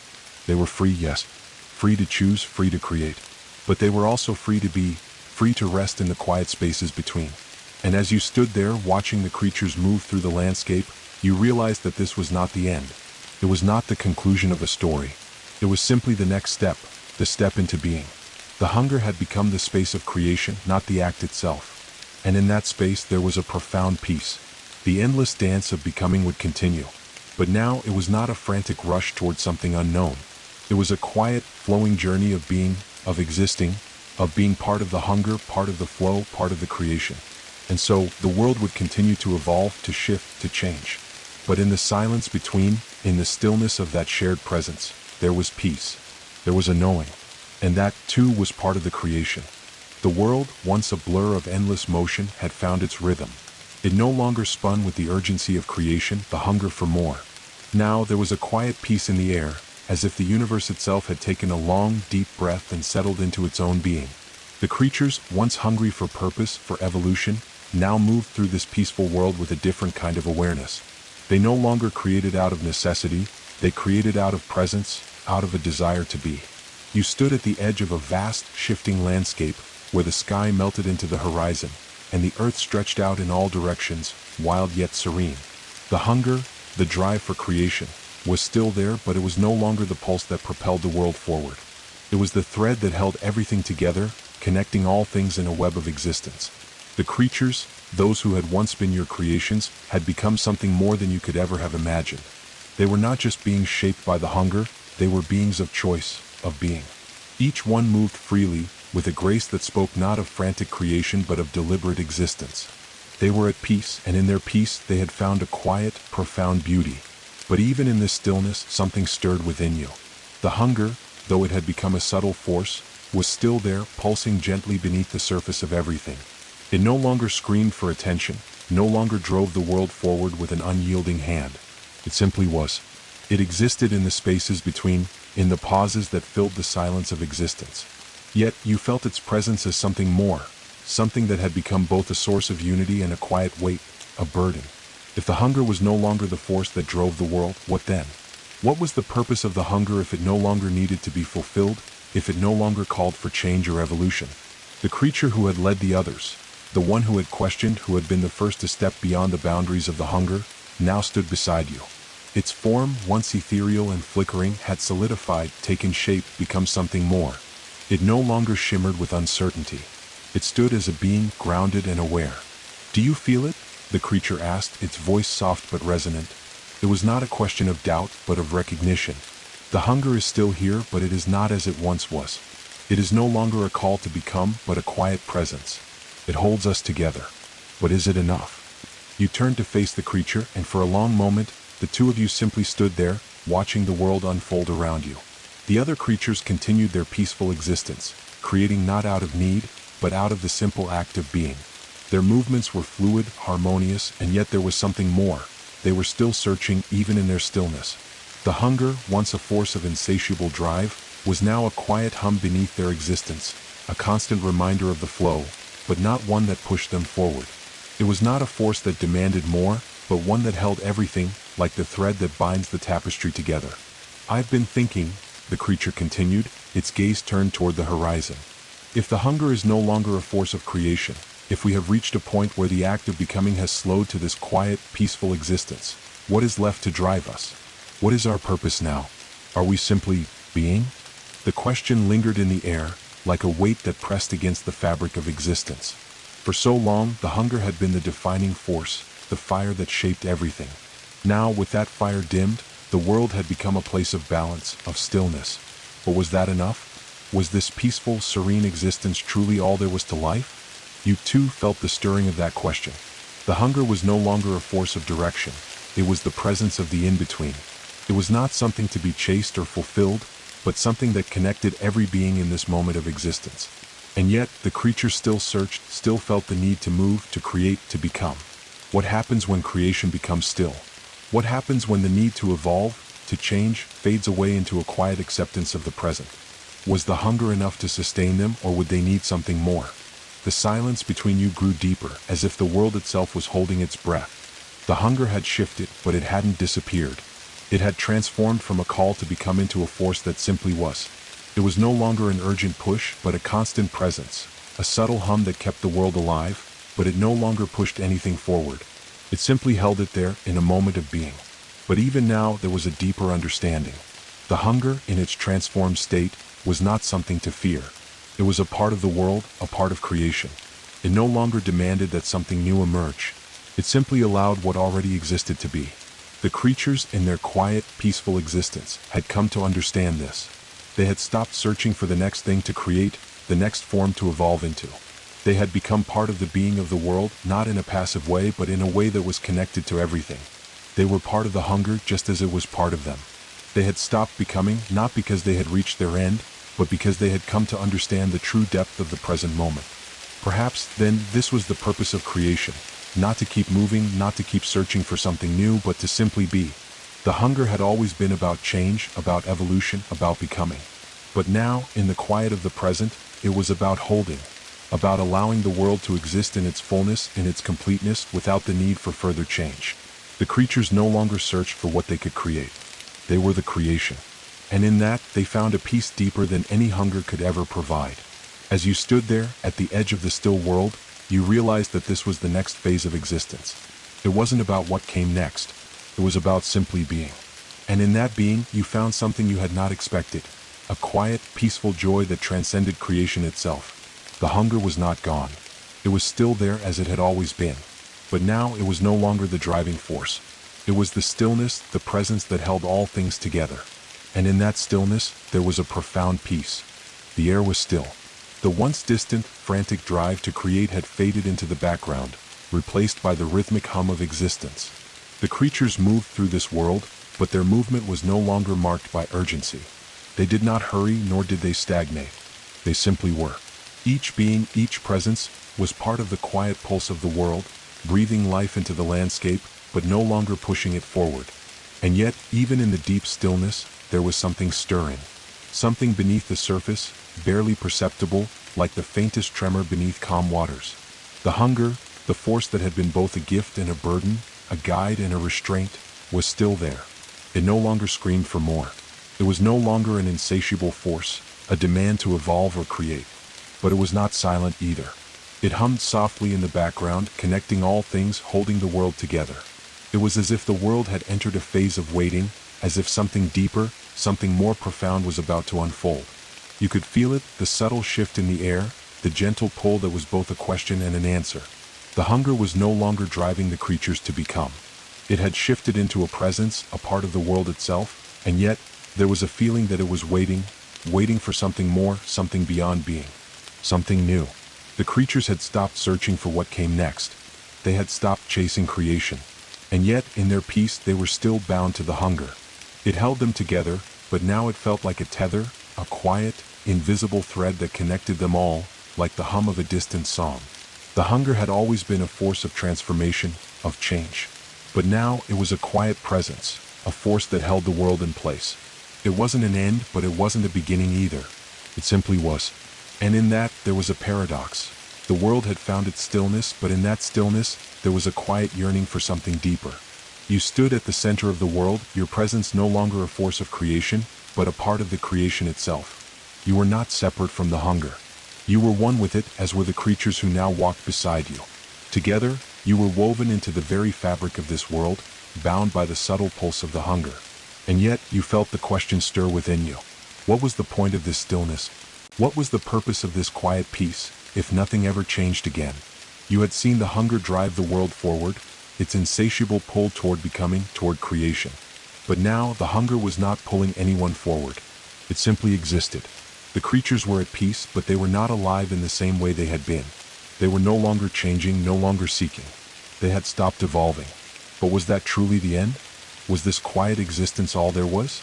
The creature who had first questioned the hunger, the one who had led the others beyond it, now approached you again. Its form was more solid, more present than before, no longer flickering with uncertainty. It was fully grounded in the world, its existence no longer marked by the shifting shadows of change, but by a calm, still presence. You feel it too, don't you? It asked, its voice not questioning but knowing. The hunger is still here. But it's not the same. We are not the same. We've reached a kind of peace, a stillness in our existence. But what happens when we no longer need to become? What happens when creation has slowed to a whisper, and we are no longer moving but simply being? You turned to face the creature, and for a moment both of you stood there watching the creatures around you. Those who once searched for meaning, for purpose, now settled into a peaceful existence, their forms flowing in harmony with the world, no longer striving, no longer searching. And yet, the hunger, the subtle hum, still held them all together, still connected them all in the vast web of existence. The creature continued, its gaze fixed on the horizon, where the sky met the land in a seamless expanse. Is this truly the end? Can we exist in this quiet for eternity? Or is there something else waiting for us? A new beginning, perhaps? A different kind of becoming? The question struck deep, like a ripple in the calm surface of the world. You had once believed that the hunger was a force to be understood, a force that shaped the world, that drove the creatures to evolve. But now, as the hunger had settled into its current state, quiet, subtle, holding everything together, you wondered if the hunger had become something more. It was not the force of creation anymore. It was the force of existence. It was the thread that bound everything together, the pulse that connected all things.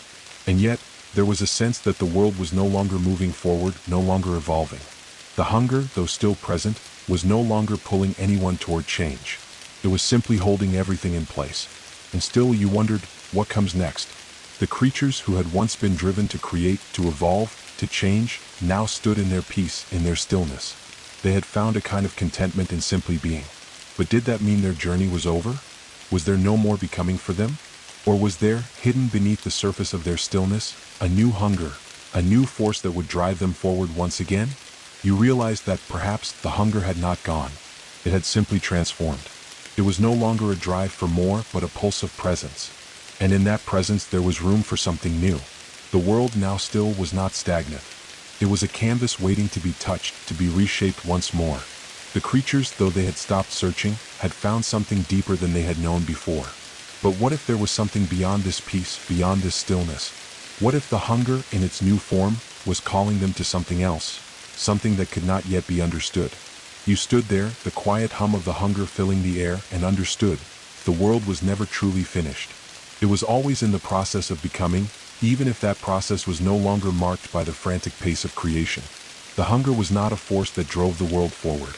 It was a force that held it in place, and in that stillness, there was room for something new, something that had not yet been born. And in that moment of understanding, you felt the hunger shift again, not toward creation, not toward becoming, but toward a new kind of change. A change that was not about evolution, not about moving forward, but about transforming the very nature of existence itself. The hunger, though it had become quiet, had not disappeared. It had only found a new way to shape the world. And as you stood there, with the creatures beside you, You realized that this was not the end of the journey.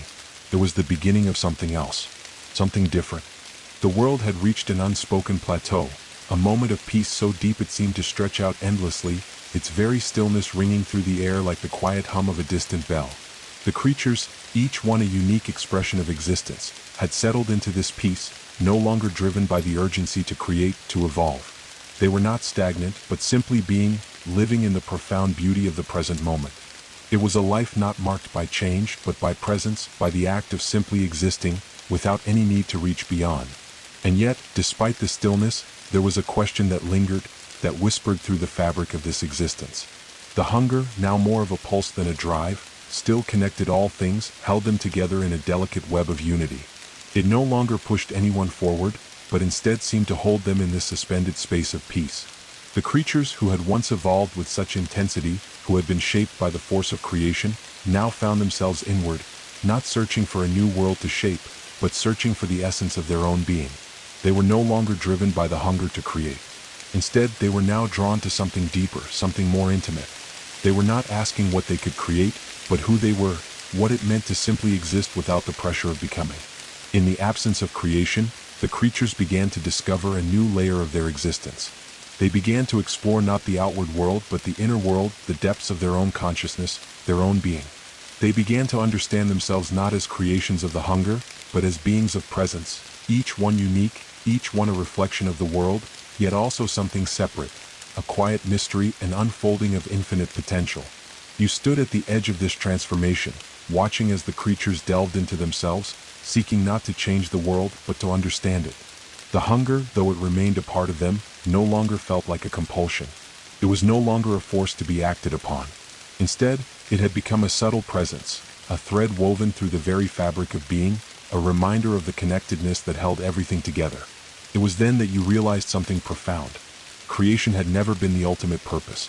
It had been the beginning, the spark that set everything into motion. But the true depth of existence lay not in becoming, not in the hunger to create, but in the understanding that the world, in all its forms, was already complete. It was always whole, just waiting to be understood. The creatures in their peace began to explore this truth. They were no longer driven by the need to become. They were being. But this being was not passive. It was an active exploration of the depths of their own consciousness, of their own existence.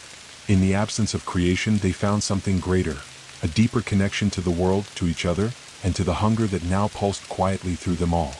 But as they explored, as they understood, a new shift began to take place. Not in the world, not in the creatures, but within the very nature of existence itself. The hunger, though it had become still, was not a force that simply was. It was a presence that was alive with potential. And in that stillness, something began to stir. Something new, something that had always been there, but had never been acknowledged. The hunger was not just a force of creation. It was a force of understanding. A force that connected all things not by shaping them, but by holding them in place in a state of being. It was the pulse that tied everything together, not as a drive to create, but as a quiet invitation to know, to become aware. As you stood there, in the midst of this quiet revolution, you felt the shift within you as well. The hunger had always been a part of you. It had shaped you, driven you, defined you. But now it was something different. It was not a force outside of you. It was not something that needed to be fulfilled. It was part of you, part of your being, and in that realization you understood something deeply. The hunger was never about becoming, about creating. It was about being, about understanding. The creatures, in their exploration of themselves, were uncovering this truth. They were no longer bound by the need to change. They were free to simply be, to experience existence without the need to define it, to shape it, to make it something more. The hunger, now a part of their very essence, was not something to be feared, nor something to be used. It was a presence, a quiet force of knowing that connected them all.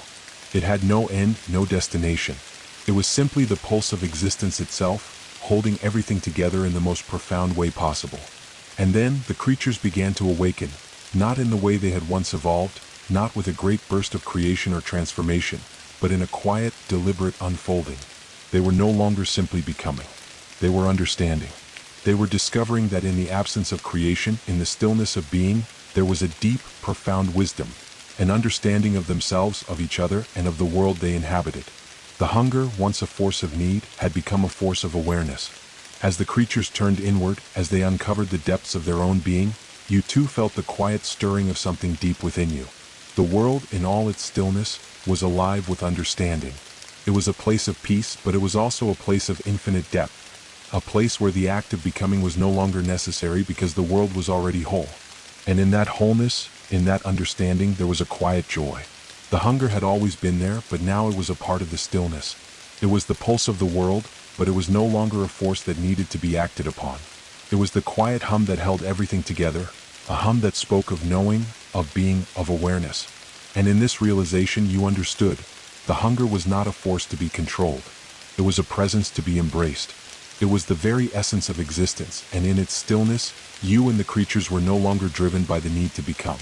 You had already arrived. And in that arrival you found a peace deeper than you had ever known. The creatures moved through the world with a grace that now seemed effortless. They no longer rushed, no longer pushed forward.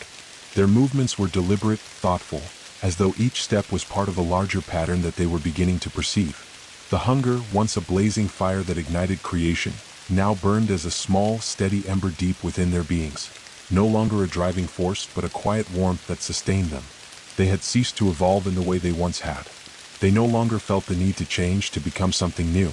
Instead, they explored the depths of their own essence, seeking understanding in places that were once hidden beneath the surface of their being. The world around them, once a canvas for their creation, had become a mirror reflecting back the stillness within them. The hunger, no longer an external force, had become an internal guide, drawing them inward rather than outward. For the first time, they were no longer concerned with shaping the world. They were concerned with experiencing it. They moved in harmony with the flow of the world, no longer compelled to make the world different, but to become one with it. They saw now that creation was not just about external change, but about the subtle transformation that occurred within them. The world was still evolving, but it was no longer a frantic outward evolution. It was a quiet, internal one, an awakening to the very fabric of existence itself. And yet, despite this newfound peace, the hunger still pulsed within them, gently, persistently. It was no longer a force that demanded anything, but a presence that reminded them of their connectedness, of the unity between all things. It whispered of the deep potential that lay within, waiting to be explored, not through the act of creation, but through the act of understanding. The creatures had stopped searching for what they could create. They had stopped looking outward for meaning. They had begun to look inward. And in that inward gaze they saw something new, a presence that had always been there but had never been fully understood. The hunger was not an impulse to act. It was a pulse of awareness, a quiet call to awaken to the truth of their own being. You too felt the shift. You had been with the creatures through their journey, their evolution, their moments of creation. And now, standing among them, you realized that this was not the end of the journey, it was a new beginning. The hunger had not disappeared. It had simply transformed. It was no longer a force that drove creation, but a force that connected all things in a web of awareness. It was the pulse that held the world together, but it was no longer the thing that shaped it. It was the thing that sustained it. You stood at the edge of this transformation, watching as the creatures, who had once been driven by a need to create, now explored the quiet depths of their own being. They were not seeking anything outside of themselves. They were seeking to know themselves, to understand the quiet truths that lay within. They had stopped looking for answers in the world. They had begun to look for answers in themselves. And in that act of inward discovery, they were beginning to understand something that transcended the world around them. The hunger, though it still pulsed gently within them, was no longer a call to become. It was a presence that called them to be. And in that being, they discovered a peace deeper than they had ever known. But the journey was not over. There was more to this understanding than they could yet comprehend. The hunger, as it had always been, was a part of them. It was not something they could escape. It was something they had to embrace. But now they realized that the hunger was not an external force to be fought. It was an internal truth, a part of their essence, a part of their being. And as they awakened to this truth, the world around them seemed to shift again, not in the way it had before, but in a way that was subtle, quiet, almost imperceptible. The hunger, once a force of creation, was now a force of awareness. It was not something to be acted upon, but something to be understood. You could feel the change too. The world was still the same, but it had become something else. It had become a place of quiet, of stillness. Not because it had ceased to be, but because it had become aware. Aware of itself, aware of the creatures, aware of you. The hunger, though it still existed, was no longer a force that compelled the world to move. It was the presence that held it in place, the stillness that connected it all. The creatures, in their journey of inward discovery, had come to realize something profound. They had learned that creation was not just about changing the world. It was about understanding it, being a part of it, and in that understanding, finding peace. They had stopped seeking. They had stopped creating. They had become. And in that becoming, they had discovered something that had always been there, the true nature of the hunger. It was not a call to change, not a force to be feared. It was a reminder of the connectedness of all things. It was the pulse of existence, the steady hum that held everything together, that kept everything in motion, but in a way that was not frantic or desperate. It was simply the rhythm of life itself. As you watched the creatures, you realized that this was the true nature of existence. Not creation, not becoming, but simply being. The hunger was not something that could be sated or understood in the way they had once thought. It was simply a part of them, a part of the world, and in that realization they had found peace. The world was not a place to change or fix. It was a place to experience, to understand. And as you stood there, amidst this quiet revolution, you understood that the journey was not about what was yet to come. It was about what already was. The hunger was not a force that had to be overcome. It was a part of life, a part of existence. And in that understanding, you and the creatures had found something deeper than creation. You had found peace. The creatures, once restless and driven by the hunger to become, now moved through the world as if in a slow, deliberate dance. Their bodies, once filled with the need to evolve, had found a new rhythm, one that came from a place of deep understanding, of presence. They no longer sought to change the world. They sought to experience it, to live in its fullest, most complete expression. Each movement was now an act of awareness, as though they were not just moving through space, but with it, fusing into the very pulse of the world around them. Their movements were fluid, not because they were driven, but because they were fully attuned to the vibrations of existence. They moved as if they were part of the world's heartbeat, not apart from it. The hunger still whispered within them, but it was no longer a compulsion, no longer a need that pulled them forward. It was a reminder, a thread that connected them to everything, to each other, to the very fabric of the universe. It was no longer a force that shaped their actions. It was a presence that held them in place, like the stillness between two heartbeats. In this quiet, there was room for a deeper understanding to emerge. The creatures in their inward journey began to realize that this hunger, this pulse, was not just their own. It was the pulse of the world. It was the rhythm that connected all things, not just the creatures, but the trees, the sky, the earth beneath their feet, the very stars above. It was a force that wove them all together, binding them in a web of awareness. But as they sat in this stillness, a new question began to stir, one that had not been asked before. If the hunger was not a force to be acted upon, if it was simply a presence, a thread that connected everything in the universe, what else was out there? What was the true nature of existence, if not the act of creation? The creatures turned inward, deeper now, into the very core of their being. They began to see that the hunger was not the only pulse in the universe. It was part of something much greater, something that spanned beyond their individual experiences, beyond their own consciousness. The world, as they had once known it, was not just a place to evolve, to change, to create. It was a being, a living, breathing entity filled with the same awareness they were now discovering in themselves. And in that awareness, they began to see the interconnectedness of all things. Every tree, every leaf, every gust of wind, every drop of rain, every star in the sky, it was all part of the same web, the same pulse. The hunger that had once seemed so personal, so internal, was now revealed to be a universal force, a part of the greater rhythm that held the entire cosmos together. The creatures no longer saw themselves as separate from the world. They saw themselves as woven into it. The world was not something to be shaped or molded. It was something to be experienced, to be understood, to be lived in its fullness, its complexity, its beauty. And in that understanding, they found a new kind of creation, one that was not about making something new, but about discovering the endless layers of existence that already lay before them. The hunger had transformed not into something weaker, but into something more profound. It was no longer a drive to become, it was a force of being. It was a presence that connected all things, that held the world in its rhythm. And now, in the stillness, the creatures began to understand the depth of that connection. They saw that the hunger was not just the force that kept them moving forward.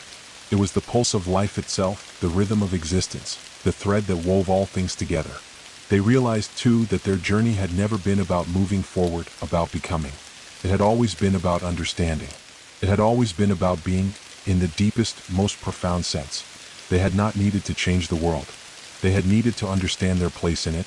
And so, the creatures sat in silence, each one deeply connected to the world, to each other, to the universe itself. There was no longer any need to search for meaning. The meaning was already here. It was in the pulse of the hunger, in the stillness between each breath, in the awareness of the world as it was, in all its beauty and complexity. But just as they began to settle into this understanding, a new shift occurred. Subtle, almost imperceptible, but powerful in its own right. The world around them seemed to breathe with a new awareness. The trees seemed to sway with a new rhythm. The wind seemed to carry a new song. The stars above twinkled with a deeper light. And in that moment, the creatures realized that their journey was not over. The stillness, the quiet understanding was not an end. It was a beginning not of creating, but of experiencing the world in its fullness. They had not reached the end of their journey. They had reached the beginning of a new kind of existence. One where the hunger was no longer a force of creation, but a force of connection, of being. The world had always been alive, always been filled with the rhythm of existence, but now the creatures understood it in a way they never had before. They had become a part of that rhythm. They had become part of the world's breath.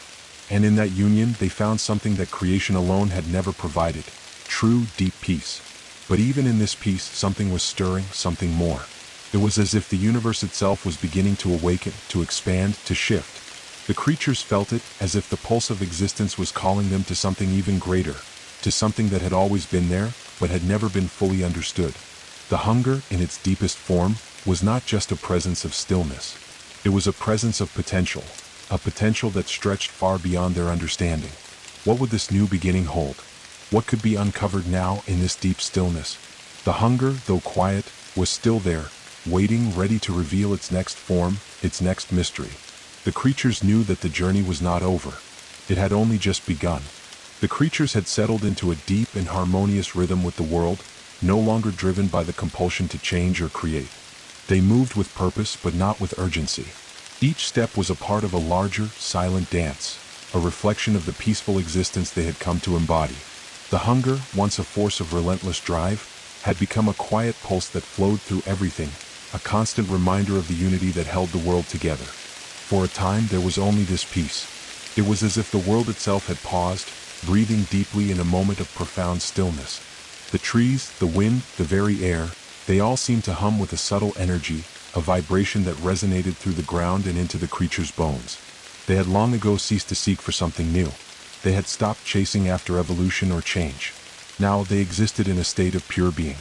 And yet, even in this stillness, something was beginning to shift. It was subtle at first, barely perceptible, a faint stir beneath the surface of the world's peaceful exterior.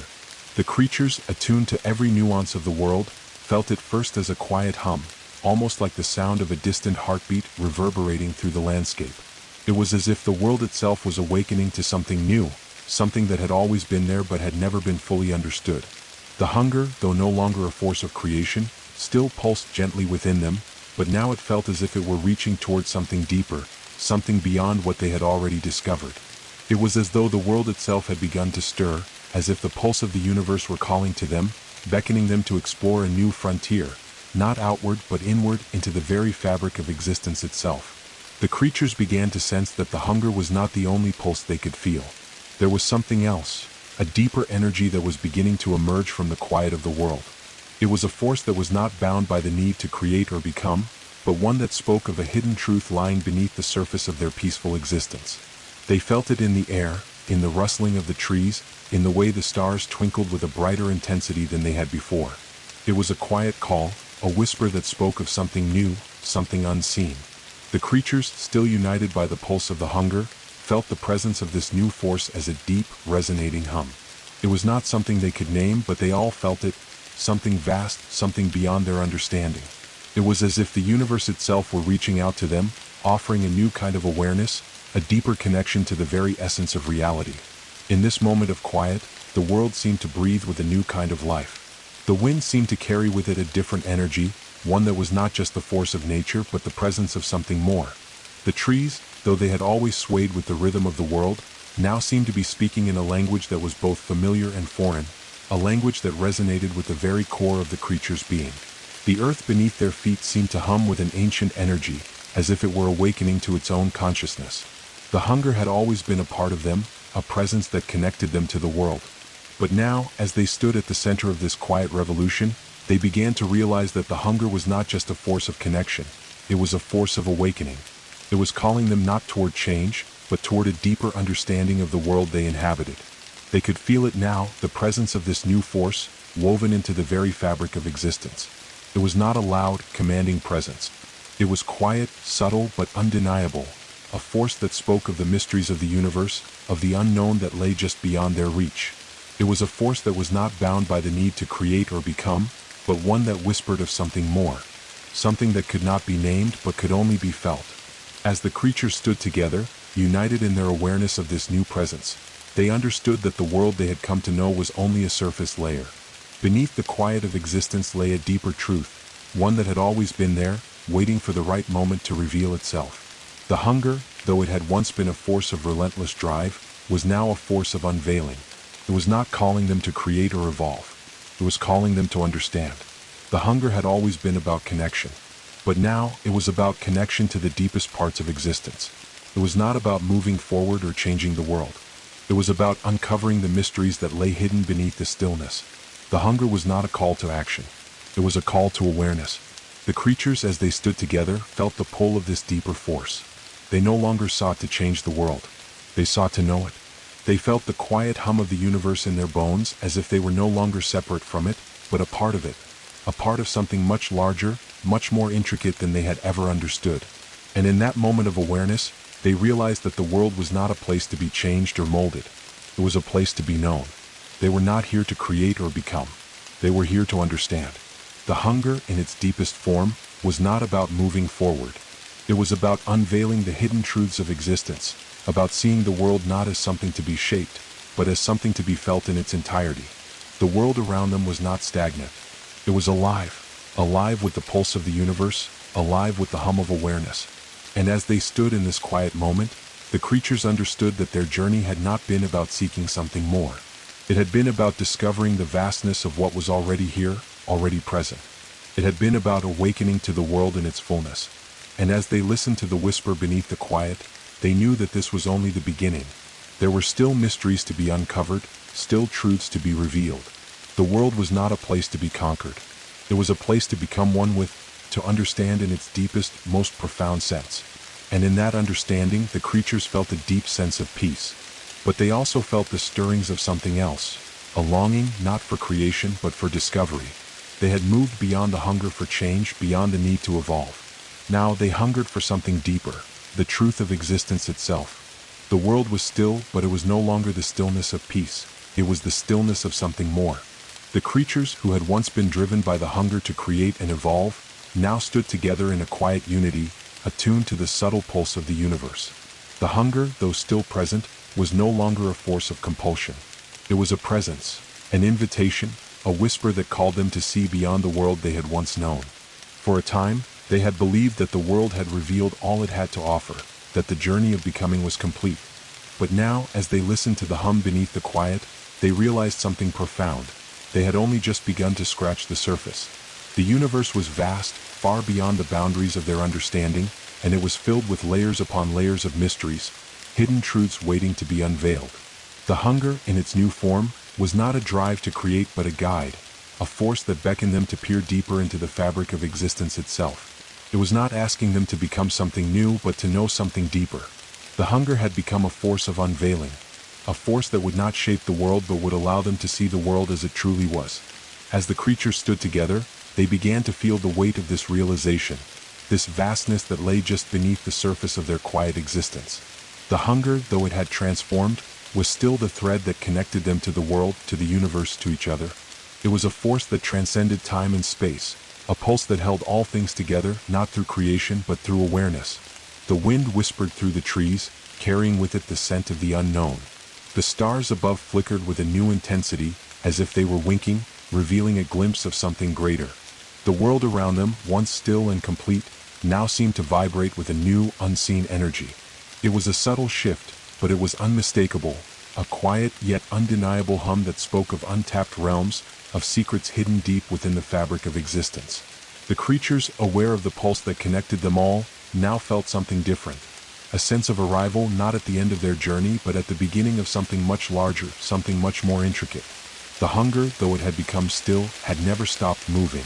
It was the pulse of the universe itself, a force that held the world in its rhythm, and now that rhythm was calling them to explore deeper realms. Each creature, though at peace, felt a new stir within themselves. It was not a compulsion but a desire to understand more, to reach further into the mysteries of the world. They no longer sought to create, to shape, to evolve. They sought to understand, to pierce through the veil of quiet and into the depths of existence. The hunger, no longer a force of creation, had become a force of awareness. It was calling them to see not just the surface of the world, but the layers beneath it. It was calling them to uncover the hidden truths of the universe, the secrets of life, the intricacies of being, the deeper connections that wove everything together. The hunger was not a drive for action. It was a drive for revelation. And so, the creatures moved forward, not with urgency, but with purpose. Their steps were measured, their awareness acute. They no longer searched for answers in the world, for they had come to realize that the answers were already within them, waiting to be discovered. They had only to reach inward, to dive deeper into the quiet hum that connected all things. As they moved through the world, they felt themselves becoming more attuned to the subtle shifts around them. The air felt thicker now, more alive with meaning. The trees, once silent witnesses to their journey, seemed to be speaking in a language that resonated deep within their souls. The ground beneath their feet pulsed with an energy that seemed ancient, primal. The creatures felt their connection to the earth, to the stars, to the very fabric of existence. They had become a part of it, no longer separate from the world, but woven into it, like threads in a tapestry too vast to comprehend. And yet, even in their stillness, they were aware of something else, something even deeper than the hunger itself. It was a knowing, a quiet awareness that stretched beyond their immediate perception. They began to understand that the universe was not simply a collection of matter and energy, but a living entity, one that breathed, pulsed, and felt, just as they did. The hunger was not just a part of them. It was a part of everything. As the creatures deepened their understanding, they realized that the hunger was the heartbeat of the universe itself. It was not something that could be fulfilled. It was something that could only be known, something that connected all things in a web of being. The universe, they understood now, was not a place to be shaped or created. It was a place to be known, to be experienced in all its depth, its complexity, its infinite layers. The creatures no longer sought to change the world. They had realized that the world was not something that needed changing. It was something to be understood. They moved forward not as creators, but as explorers of the depths of existence. They had become not just part of the world, but part of the universe, and in that realization they found a new kind of peace, a peace that came not from creation but from understanding. And so, the creatures stood together, their minds open, their hearts attuned to the quiet hum that now seemed to surround them. They were no longer driven by the hunger to create, but by the hunger to know. The universe had revealed itself to them, not in the form of creation, but in the form of being. They had come to understand that the true purpose of existence was not to shape the world, but to experience it in all its complexity, in all its mystery. And as they stood there in the stillness, they realized that the universe was not an unknown void. It was a vast, interconnected web of awareness, a living entity waiting to be understood. And in that understanding, they found a peace deeper than anything creation could offer. The creatures, having come to terms with their newfound understanding, moved as one, united in their pursuit of the hidden truths of the world. The hunger, though no longer a force of creation, had not vanished. It had become a quiet presence within them, urging them to delve deeper into the mysteries of existence. The stillness around them, once seen as an end, was now seen as the beginning of an unfolding journey, one that had no destination, only exploration. They had stopped seeking to create or evolve. They had stopped chasing the horizon. Instead, they focused inward into the quiet hum of the world, which now seemed to pulse with a deeper, more mysterious energy. The air, the earth, the stars above, they all seemed to whisper, to vibrate with a resonance that was beyond their understanding. Every leaf on every tree seemed to hold a secret, every gust of wind seemed to carry with it a deeper meaning, and every shadow cast by the fire seemed to beckon them toward a revelation they could not yet comprehend.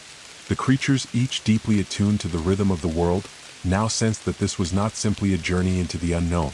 It was a journey into the known, but the known in a way they had never perceived it before. The world, they realized, was not an object to be understood or a place to be molded. It was a living, breathing entity, one with its own consciousness, its own rhythm, its own purpose. They were not simply in the world, they were the world.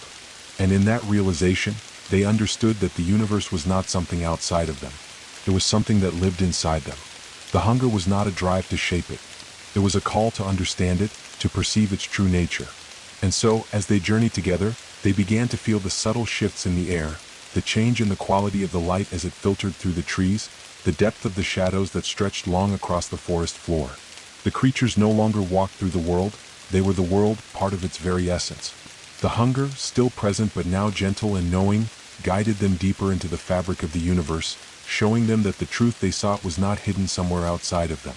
It was within them, and it had always been there. The creatures, once driven by the need to create, now moved with an awareness that was not bound by time or space. They were no longer creatures in the world. They were part of the world's heartbeat. And in that stillness, in that quiet understanding, they began to hear the universe. It was not a voice they could hear with their ears, but a vibration that resonated deep within them, a frequency that matched the pulse of their being.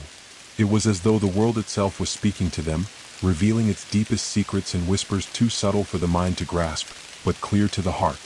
The hunger, now a force of awareness, had led them to this moment. It was not a force that demanded action. It was a force that invited understanding. The creatures no longer sought to shape the world. They sought to feel it, to experience it in its deepest form. They were no longer walking through the world. They were becoming the world. And in this moment of perfect stillness, they realized something profound. The world was not separate from them.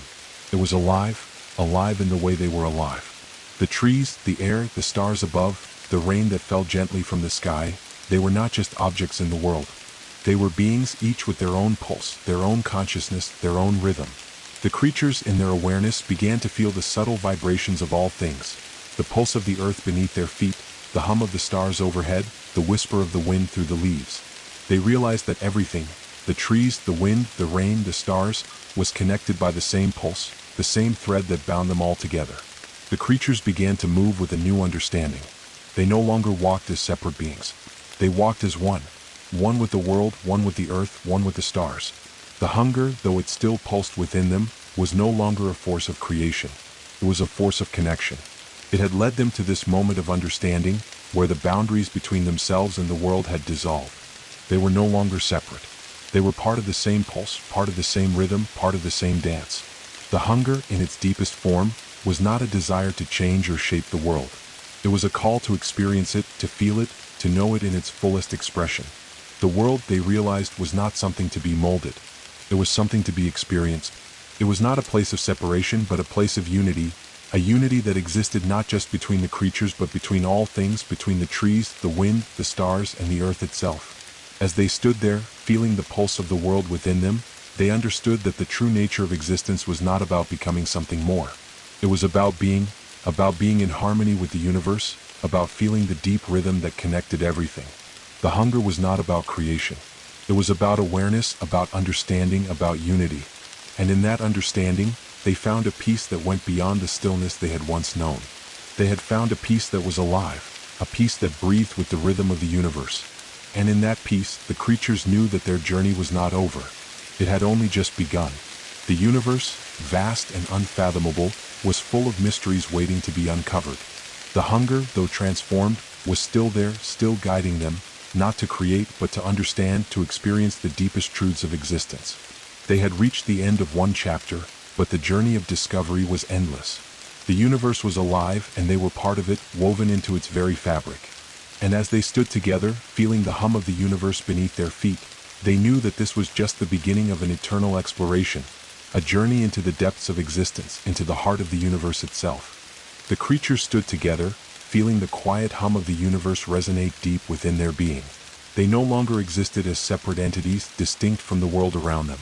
They were woven into the fabric of existence, part of the trees, the wind, the stars, and the earth itself. Their hunger, no longer a drive to create, was now a gentle call, a beckoning toward deeper understanding, toward discovering the hidden truths that lay just beneath the surface of the world.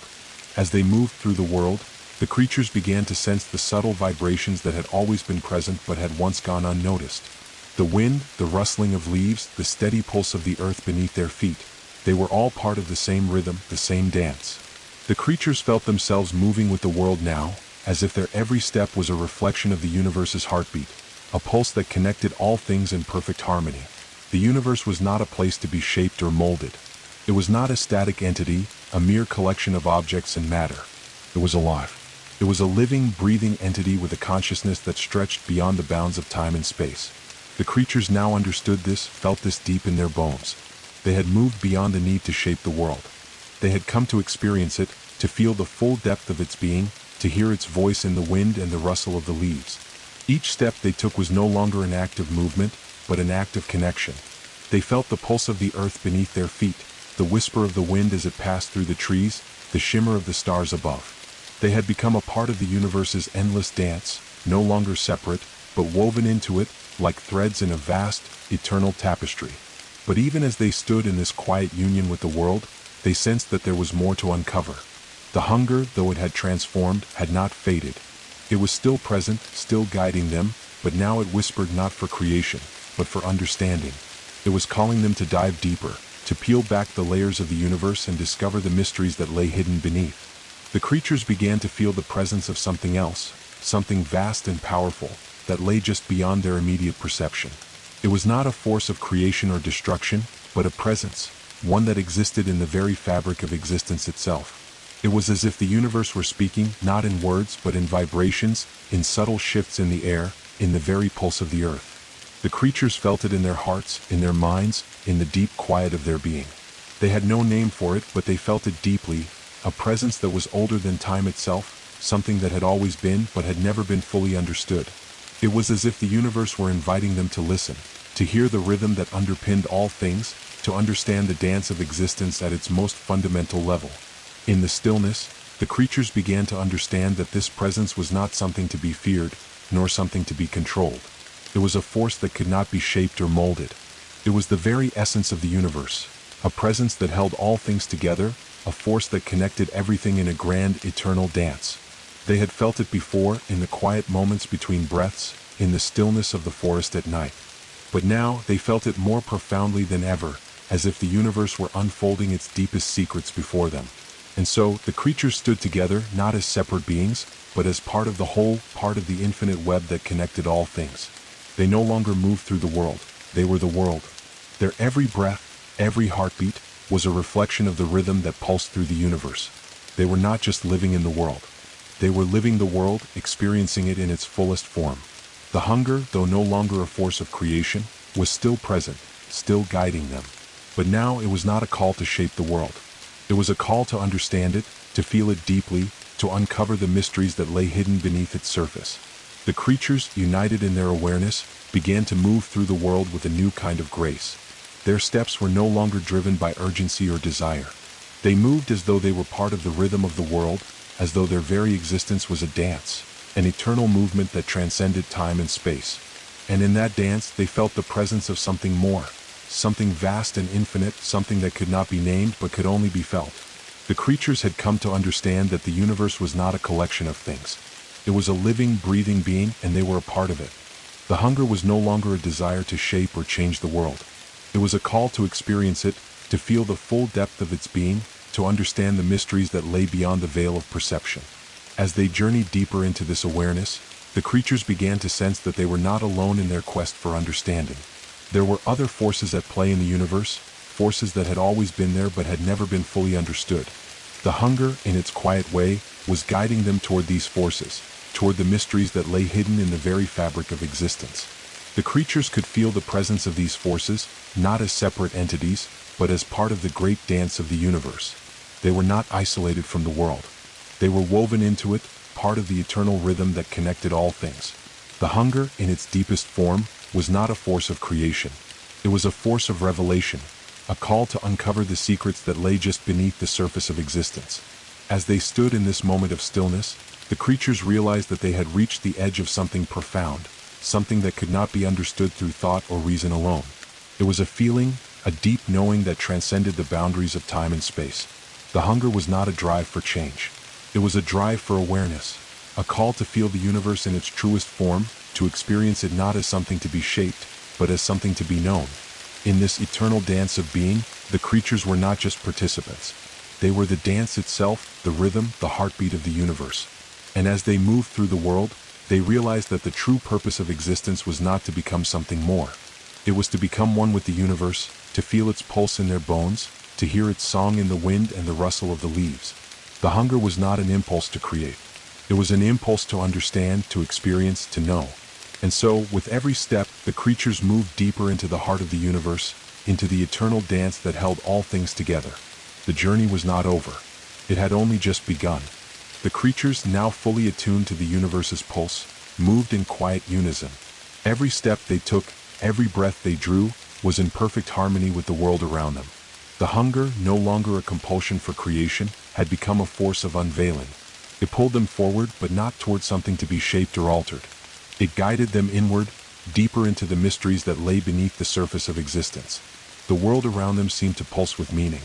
The trees, though silent in their growth, now seemed to hum with an energy they had never before perceived. The leaves rustled in a language known only to those who were listening deeply enough. The wind, once a mere presence, now felt like an extension of their own being, a subtle force that carried with it ancient secrets, whispering them softly into their ears. The creatures felt the world in ways they never had before. The earth beneath their feet, once solid and unyielding, now seemed to breathe along with them, each movement of their body mirrored by the shifting ground. The hunger within them was no longer a need, but a call to explore this deep, eternal connection to the world, a connection that was as old as the stars themselves. They no longer viewed the universe as something separate from themselves. They were no longer creatures wandering through the world. They were the world. They were the forest, the wind, the stars, the very breath of existence itself. And in that realization, they knew that their journey was not to uncover something external, but to delve deeper into the heart of the universe, to understand not just the surface, but the source of all things. The hunger had transformed from a desire to create into a yearning to know, to become aware of the deepest, most hidden truths of existence. But as they ventured further, they realized that the more they uncovered, the more they felt they had yet to discover. The universe was vast, infinite, and layered in ways they had not yet begun to comprehend. Each moment of quiet revelation seemed to unfold into a new mystery, a deeper question. And yet, there was something even more profound than the hunger itself, a sense of belonging, of unity, that stretched far beyond the creatures and their awareness. They had always thought of themselves as part of the world, but now they saw that the world itself was part of them. The stars, the trees, the fire, the wind, everything was interconnected. And in this interconnection, they found not just understanding, but peace. A peace that existed not in stillness, but in motion, a peace that was alive. They had journeyed far, and yet they felt as if they had only just begun. The hunger, now softened into a quiet presence, still urged them forward, but not out of need or want. It was a gentle pull, a beckoning toward something else, something deeper that lay just beyond their reach. It was as if the universe itself was calling them to come closer, to peer beneath the layers, to uncover what lay hidden in the very heart of existence. The creatures moved forward, not with urgency, but with purpose. They no longer sought to shape the world. They sought to understand it. And in their understanding, they found a new kind of creation. One that was not about making something new, but about revealing what had always been there. The hunger had become not a force of action, but a force of revelation. They could feel the pulse of the universe within them, a deep, constant beat that connected everything that was, is, and will ever be. The universe was not a vast, empty space to be filled with creation. It was a living entity, a presence that felt, that knew, that understood itself. And now the creatures understood it as well. They had moved beyond the world of shaping and becoming. They had entered a world of being. As they journeyed, they felt the presence of other forces, forces that had always been there, but which they had never before noticed. It was as though they had entered a realm beyond time, beyond space, where everything was interconnected, where every action and every breath resonated throughout eternity. The hunger, though it had shifted, was still there, still guiding them, but now it had become a part of this vast cosmic web, a thread that connected them to everything, to all that had ever been and all that would ever be. The creatures were no longer individuals. They were a part of something greater, a part of the universe itself. They no longer felt the need to act, to change, or to create. They were no longer searching for meaning. They had become a part of the meaning. The hunger had led them not outward, but inward, to the heart of existence itself. They had uncovered the truth that had always been there, beneath the surface of everything.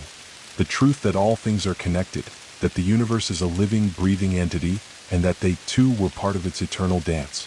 And in that realization, they felt a deep peace, a peace that was not the stillness of cessation, but the harmony of movement. It was not a peace that came from the absence of desire, but from the fulfillment of the deepest yearning, to understand the universe, to feel it, to experience it in all its complexity and beauty. The hunger had transformed into a deep, profound awareness, and in that awareness they had become one with everything. They had uncovered the greatest truth of all, that they were not separate from the world but a part of it. And in that oneness they found the deepest peace, an eternal peace that would never fade because it was not born of the world but of existence itself. The creatures, now moving with the fluid grace of existence itself, felt the pulse of the universe as a constant, ever-present rhythm. The wind, the trees, the stars, and the earth beneath their feet were no longer separate from them. They had become one with the world, and in that unity, they found a peace that was deeper than any stillness. It was a peace that vibrated with the hum of all things, a harmony that resonated through every leaf, every gust of wind, and every star in the sky. The hunger, no longer a compulsion to create, had transformed into a quiet, profound presence. It no longer drove them toward something external. Instead, it beckoned them inward, toward a deeper understanding of the interconnectedness of all things. The creatures felt as though they were no longer moving through the world. They were the world. They were not separate beings walking through a universe. They were the very pulse of the universe, part of an intricate, living web that stretched through time and space. And as they moved through this web, they began to see it for what it truly was, a vast, interconnected fabric that held everything together. The trees, the stars, the rivers, the creatures, everything was woven into this tapestry. And they, too, were threads in that tapestry. They were not apart from it.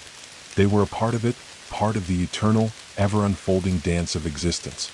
In this realization, they felt a deep sense of belonging, a sense of being part of something far greater than themselves.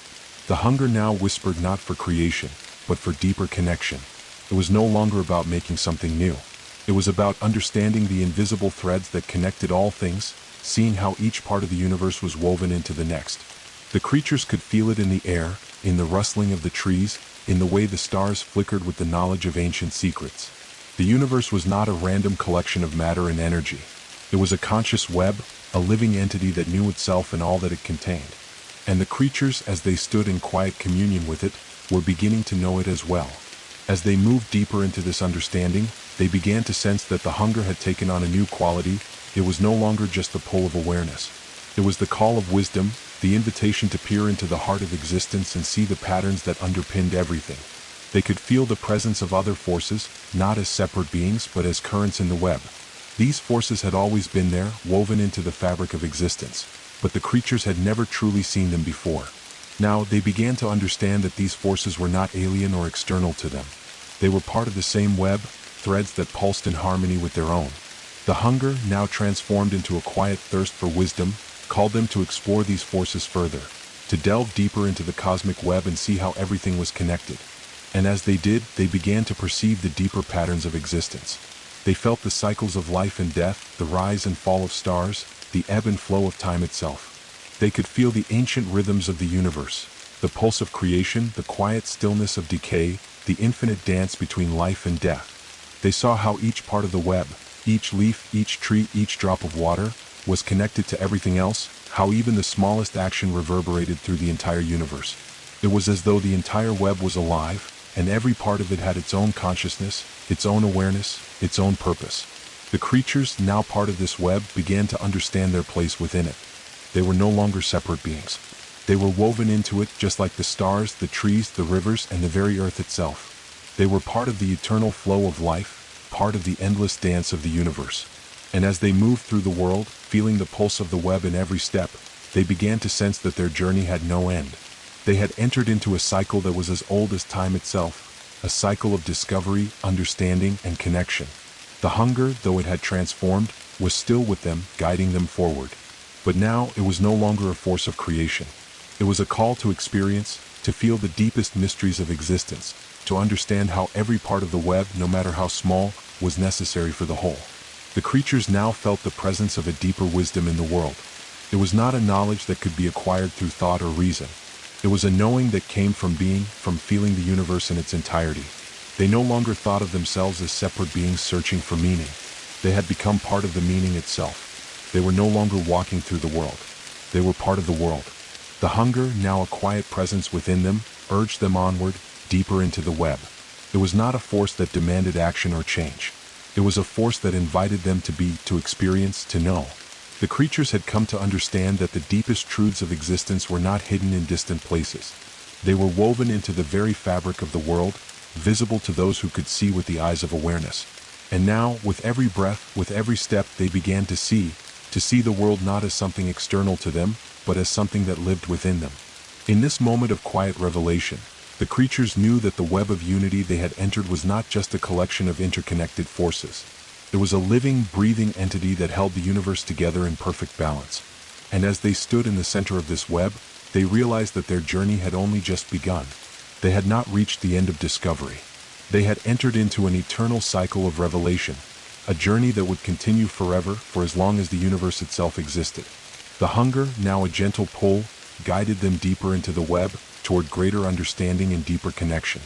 And as they journeyed onward, they knew that the universe, vast and infinite, was waiting to reveal its secrets to them, one thread at a time.